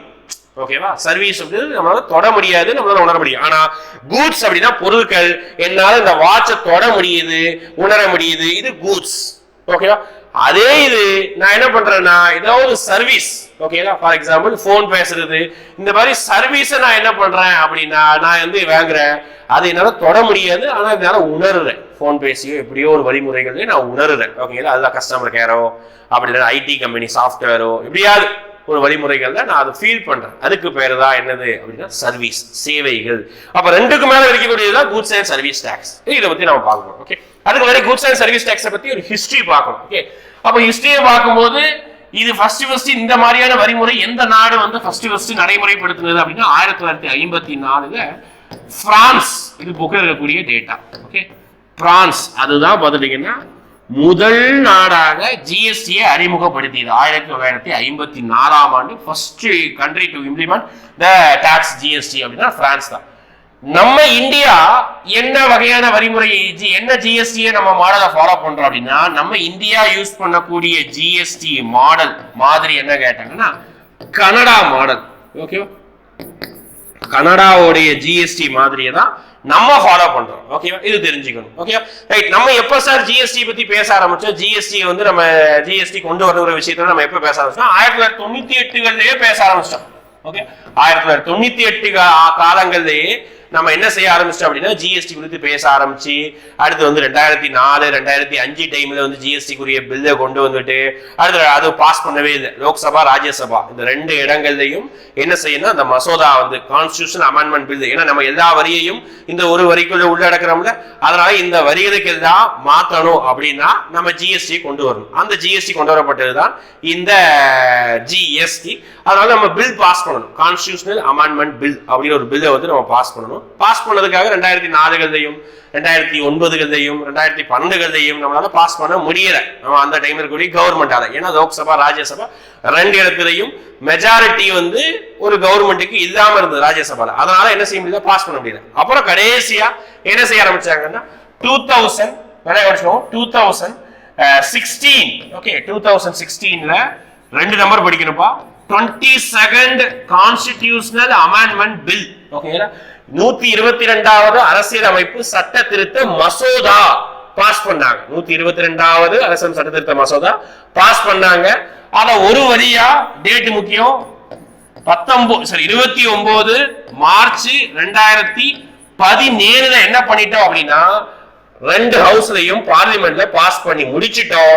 பாஸ் பண்ணி முடிச்சிட்டு பிரசிடென்டோடைய சைன் வாங்கிட்டோம் அப்படின்னா அதுக்கு பேர் என்ன மாறிடும் அப்படின்னா அதுக்கு பேரு சட்டமா மாறிடும். அதனால அப்ப 122 மசோதான் சொல்லக்கூடாது, 101வது அரசியல் அமைப்பு சட்ட திருத்தம் அப்படின்னு சொல்லணும். 101வது அரசியல் அமைப்பு சட்ட திருத்தம் தான் ஜிஎஸ்டி கூறிய சட்ட திருத்தம் 101. ஓகே, ஞாபகம் வச்சுக்கணும். பில் கேட்டாங்க அப்படின்னா 122 நம்மளுடைய மசோதா தாண்டி சட்டமா மாறினது எப்ப கேட்டா 101வது சட்ட திருத்தம் ஜிஎஸ்டியா மாறினது, சட்டமா மாறினது. ஓகேங்களா? அப்போ சார் இன்னைக்கு கொண்டு வந்தாங்க அந்த டேட்லயே நமக்கு நடைமுறை வந்துடுச்சா அப்படின்னா அந்த டேட்லயே நமக்கு நடைமுறை வரல. என்னைக்கு நம்ம உடனே நடைமுறைப்படுத்த முடியாத ஒரு பெரிய டாக்ஸ். ஓகே, இந்தியாவிலே டாக்ஸ்ல பெரிய மாற்றத்தை கொண்டு வந்த ஜிஎஸ்டிய நம்ம எப்ப நடைமுறைப்படுத்தணும்னா 1 ஜூலை 2017 நம்ம நடைமுறைப்படுத்துறோம். ஓகேங்களா? முதல் முறையாக ஜிஎஸ்டி நடைமுறைப்படுத்தப்பட்ட நாள் அப்படி கேட்டாங்கன்னா 1 ஜூலை 2017 நடைமுறைப்படுத்துறோம். சரி சார், ஜிஎஸ்டி வந்து அரசியலமைப்புல மென்ஷன் பண்ணிருக்கோம். அப்போ ஏதாவது ஆர்டிகல் இருக்குது அப்படின்னு கேட்டாங்கன்னா ஜிஎஸ்டி கூறிய ஆர்டிகல் கேட்டாங்கன்னா 246A. அதாவது ஆர்டிகல்னா தமிழ்ல விதி சரத்து எப்படினாலும் சொல்லலாம். ஜிஎஸ்டி கூறிய ஆர்டிகல் 246A. ஓகே, இது எல்லாமே ஃபேக்சுவல் டேட்டா தான்ப்பா. ஜிஎஸ்டி பொறுத்த வரைக்கும் பேச ஆரம்பிச்சது இப்போ நிறைய கொண்டு வர ஆரம்பிச்சோம். 122 சட்ட திருத்த மசோதா அப்புறம் சட்டமா மாறினது, இந்த டேட்ல பாஸ் பண்ணப்பட்டது, இந்த டேட்டை நடைமுறை பண்றோம். இந்த டேட்டை தான் நம்ம என்னவா கொண்டாடுறோம் அப்படின்னா ஜிஎஸ்டி டேவா நம்ம ஒவ்வொரு வருஷமும் கொண்டாடுறோம். ஓகேங்களா? நடைமுறைப்படுத்திட்டோம். இப்போ நான் சொன்னேன் ஜிஎஸ்டிக்குள்ள எந்த வரி தான் வருது, ஜிஎஸ்டி அப்படின்னு சொல்லிட்டு ஒரு வரிக்குள்ளேயே எக்கச்சக்கமான வரி வருது. என்னதான் வருது, சேல்ஸ் டாக்ஸ் அப்படின்னு விற்பனை வரி வருது, அடுத்து பாத்துக்கிட்டீங்கன்னா எக்ஸைஸ் டியூட்டி, உற்பத்தி வரி வருது, கஸ்டம் டியூட்டி அப்படின்னு சொல்லிட்டு இறக்குமதி வரி வருது. ஓகேங்களா? அதுக்கப்புறம் பாத்தீங்கன்னா sales tax, excise duty, custom duty, cess, இந்த மாதிரி எல்லா வரிகளையும் ஒரே வரியா உள்ளடக்குது ஜிஎஸ்டி. அப்போ ஒரு அந்த சட்டம் கொண்டு வரும்போது பார்லிமெண்ட் மட்டும் கொண்டு வரலாமா? கூடாது. அப்போ மாநில அரசாங்கமும் என்ன செய்யணும்? அதுக்கு ஒப்புதல் கொடுக்கணும். ஓகேங்களா? அப்போ இருந்தது 28 மாநிலம். ஓகேங்களா? அப்போ ஓகேவா? அப்ப அந்த 28, அப்ப அந்த டைம்ல 29 மாநிலம் இருந்தது. 29 மாநிலத்துல அந்த டைம்லப்பா, இப்ப இல்ல, அந்த டைம்ல 29 மாநிலத்துல பாதிக்கும் மேற்பட்ட மாநிலம் கம்பல்சரி அக்செப்ட் பண்ணணும். அதாவது 15 மாநிலம் ஓகே சொன்னாதான் இந்த பில்லே பாஸ் ஆகும் சொல்லிட்டாங்க. ஏன்னா அது எல்லா ஸ்டேட்டும் வந்து ரூலிங் பார்ட்டிக்கு ஆதரவா இருந்ததால சொல்லிட்டாங்க. அதுல முதல் முறையாக எந்த மாநிலம் ஜிஎஸ்டியை அக்செப்ட் பண்ணது அப்படின்னு கேட்டாங்கன்னா அசாம். ஜிஎஸ்டிக்கு முதலாக ஒப்புதல் வழங்கி ஒரு மாநிலம் அப்படின்னு கேட்டாங்கன்னா அசாம். ஓகேங்களா? கடைசி வரைக்கும் வெஸ்ட் பெங்கால், கேரளா தான் அக்செப்ட் பண்ணாம இருந்தாங்க. கேரளா தான் சுப்ரீம் கோர்ட் வரைக்கும் போனாங்க, ஒன்னும் செல்லுபடியாக. வெஸ்ட் பெங்கால் தான் அக்செப்ட் பண்ணாமே இருந்தாங்க ஜூலை 1க்கு அப்புறம் கூட. ஓகேவா? அதுக்கப்புறம் வேற வழி இதை பண்ணிதான் ஆகுங்கிற கட்டாயத்துல பண்ணிக்கிட்டாங்க. ஓகேங்களா? அப்ப இதெல்லாம் கேட்பாங்க. ஃபர்ஸ்ட்ங்கிறது யாரும் கேட்பாங்க? ஓகே, லாஸ்ட் பண்ணதான் கேட்க மாட்டாங்க.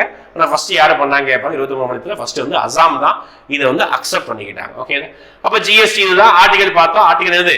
246A எப்போ இன்ட்ரோடியூஸ் பண்ணோங்கிறத பார்த்து முடிச்சிட்டோம். இப்ப அடுத்து நம்ம ஜிஎஸ்டி குறித்து, ஜிஎஸ்டி என்ன, அதோடைய மோட்டோ என்ன அப்படின்னு பார்க்கலாம். ஓகே, இப்ப ஜிஎஸ்டி என்ன சொல்லுவாங்க அப்படின்னா ஒரே நாடு ஒரே வரி அப்படின்னு சொல்லுவாங்க. அதுதான் மெயின்.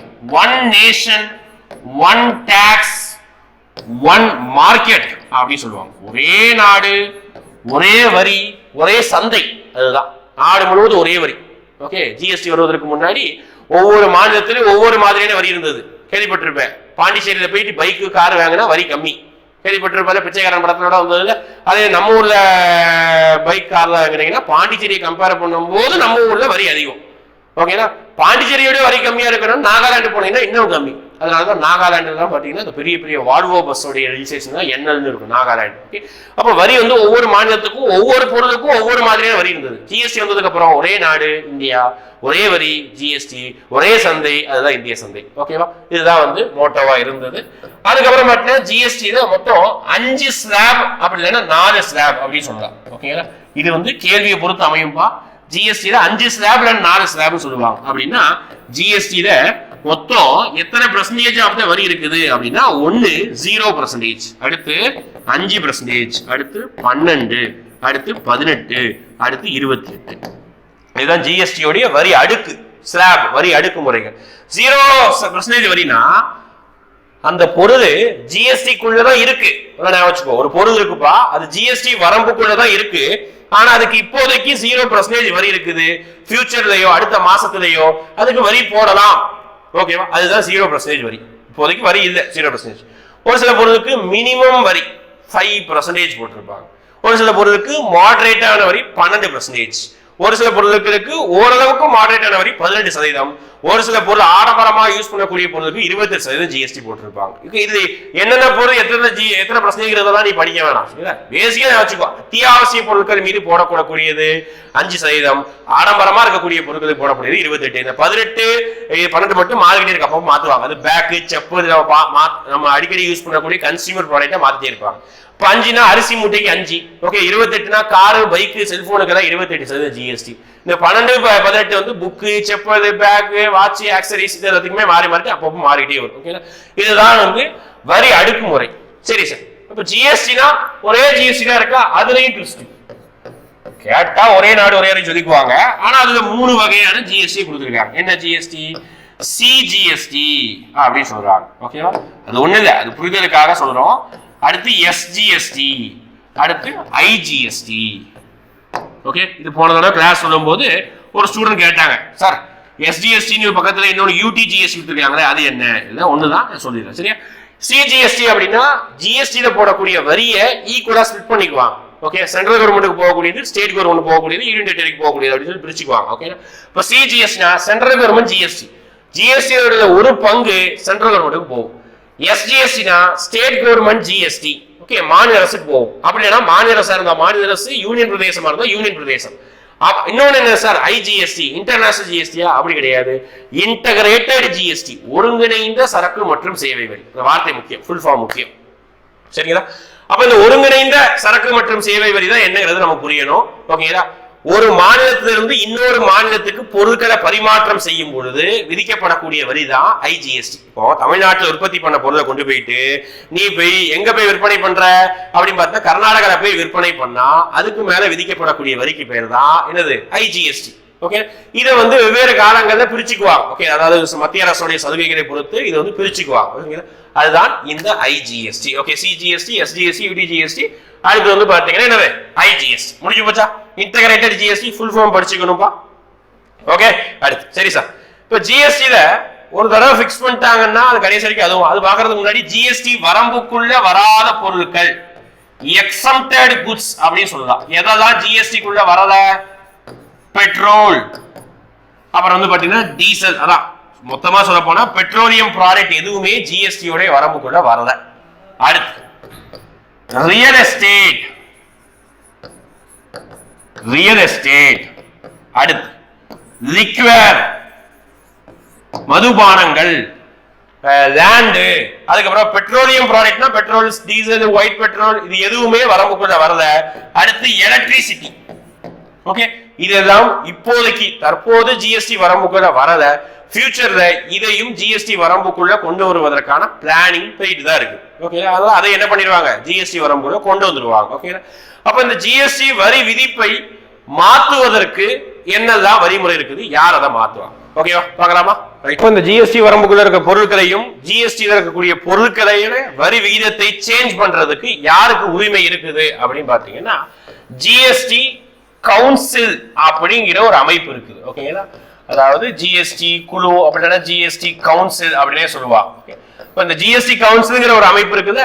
அந்த அமைப்புல தான் என்ன இருக்குது அப்படின்னு பாத்தீங்கன்னா அவங்க தான் முழு அதிகாரம் இருக்குது. ஓகே, இந்த வரி விகிதத்தை மாத்துறது, வரம்புக்குள்ள கொண்டு வரக்கூடிய விஷயங்கள் எல்லாமே. ஓகேங்களா? அப்ப இது என்ன அமைப்பு சார்? யாருக்கு இது தயாரா இருக்காங்க அப்படின்னா ஃபர்ஸ்ட் இதோடைய ஆர்டிகல் ஞாபகம் வச்சுக்கணும். 279A நல்லா கவனிச்சுக்கோ. ஜிஎஸ்டியோட ஆர்டிகல் அப்படின்னு கேட்டாங்கன்னா 246A. ஓகேங்களா? இது 279A. ஓகே, இப்போ இதோட தலைவர் யார்? ஒரு குழு, ஒரு கவுன்சில் அப்படின்னு இருந்தா அது கண்டிப்பா அதுக்கு சேர்மன் இருக்கணும். யார் தான் இதுக்கு சேர்மன்? எஃப்எம் தான் சேர்மன். எஃப்எம் தான் யாரு? Finance minister. சென்ட்ரல் கவர்மெண்டோட பினான்ஸ் மினிஸ்டர் தான் இதற்கு கம்பல்சரி தலைவரா இருப்பாங்க. கண்டிப்பா நடக்கும், மீட்டிங் நடக்கும் பாருங்க. ஜிஎன்சி கவுன்சில் 60வது மீட்டிங், 50வது மீட்டிங், 52வது மீட்டிங் அப்படின்னு சொல்லி போடுவாங்க நியூஸ்ல. பாருங்க, 3 மாசம் 2 மாசம் நடக்கும். அதுல சென்ட்ரல்ல இருந்து பினான்ஸ் மினிஸ்டர் உட்கார்ந்து இருப்பாங்க. ஓகே, தலைவர் வந்து இவங்க. துணை தலைவர் யாரு அப்படின்னு பாத்தீங்கன்னா ஏதாவது ஒரு மாநிலத்தோடைய பினான்ஸ் மினிஸ்டரா இருப்பாங்க. ஏதாவது ஒரு மாநிலத்தோடைய பினான்ஸ் மினிஸ்டர். சரி, உறுப்பினர்கள் யாரு அப்படின்னு பாத்துட்டீங்கன்னா மெம்பர்ஸ் யாரா இருப்பாங்க அப்படின்னு பாத்தீங்கன்னா ஆல் ஸ்டேட்ஸ், அனைத்து மாநிலங்களுடைய நிதி அமைச்சர்களுடைய பிரதிநிதி. நிதி அமைச்சர் கிடையாது. ஓகே, ஒண்ணு நிதி அமைச்சராகவே இருக்கலாம், அப்படி இல்லைன்னா ஒரு நிதி அமைச்சருடைய பிரதிநிதியாக இருக்கலாம். ஓகே, அதுதான் இங்க சொல்றாங்க. உறுப்பினர்கள் all states finance ministers representative. யாருனாலும் பினான்ஸ் மினிஸ்டர் கை காமிக்கக்கூடிய எந்த ஒரு நபராகவும் அந்த ஜிஎஸ்டி கவுன்சில் மெம்பராக ஆகலாம். இதுதான் வந்து ஜிஎஸ்டி கவுன்சிலுடைய காம்போசிஷன். அப்ப இவங்களுக்கு தான் அந்த முழு உரிமை இருக்குது. அதுல சென்ட்ரல் கவர்மெண்ட் அதான் பினான்ஸ் மினிஸ்டருக்கு ஓட்டிங் ரைட்ஸ்ல 1/3 ஆஃப் த ஓட்டிங் ரைட்ஸ் இருக்குது. ஸ்டேட் கவர்மெண்ட்டுக்கு ஓட்டிங் ரைட்ஸ்ல 1/4 ஆஃப் த ஓட்டிங் ரைட்ஸ் இருக்குது. சரி, 1/4 சொல்றேன். சரிப்பா, சென்ட்ரல் கவர்மெண்ட்டுக்கு 1/3, ஸ்டேட் கவர்மெண்ட்டுக்கு பாத்துக்கிட்டீங்கன்னா மொத்த ஓட்டிங்ல 2/3 ஆஃப் த ஓட்டிங். வாக்களிக்கக்கூடிய அந்த பவர்ல 1/3 வந்து சென்ட்ரல் கவர்மெண்ட்டுக்கும் 3/2 யாருக்கு? ஸ்டேட் கவர்மெண்ட்டுக்கு உரிமை இருக்குது. ஸ்டேட் கவர்மெண்ட்டுக்கு பவர் அதிகமா கொடுத்திருக்காங்க. ஓகேவா? அதனாலதான் அந்த ஜிஎஸ்டி கவுன்சில் இருக்கக்கூடிய முடிவுகள்ல ஸ்டேட் கவர்மெண்டை மீறி சென்ட்ரல் கவர்மெண்ட் தன்னிச்சையாக எதுவும் செய்ய முடியாது. ஓகேவா? அதுதான் இதை வந்து ரெப்ரசென்ட் பண்ணுது. ஓகேங்களா? அப்ப இதுதான் ஜிஎஸ்டி கவுன்சிலுடைய இது. மேற்படி ஜிஎஸ்டி கவுன்சிலுடைய வேலை என்ன அப்படின்னா சேஞ்சிங் டாக்ஸ் ரேட்ஸ். ஓகேங்களா? சேஞ்சிங் டாக்ஸ் ரேட்ஸ், டாக்ஸ் அந்த ஜிஎஸ்டிக்குள்ள எல்லா பொருட்களையும் கொண்டு வர செய்யறது. ஓகேங்களா? அது இல்லாம ஜிஎஸ்டி செஸ் அப்படின்னு சொல்லிட்டு எப்பவாவது ஜிஎஸ்டி கூடுதல் வரியை விதிப்பதற்கான அதிகாரத்தை வழங்குவதற்கான உரிமை எல்லாத்தையுமே ஜிஎஸ்டி கவுன்சில் தான் பண்ணும். ஒன் டைம் கூட கேரளாவில் ஃப்ளட் வந்தது. ஒன் டைம்னா போன டைம் இல்லை. ஓகே, 2017 or 18 நினைக்கிறேன். ஓகே, கேரளாவில் பெரிய ஃப்ளட்.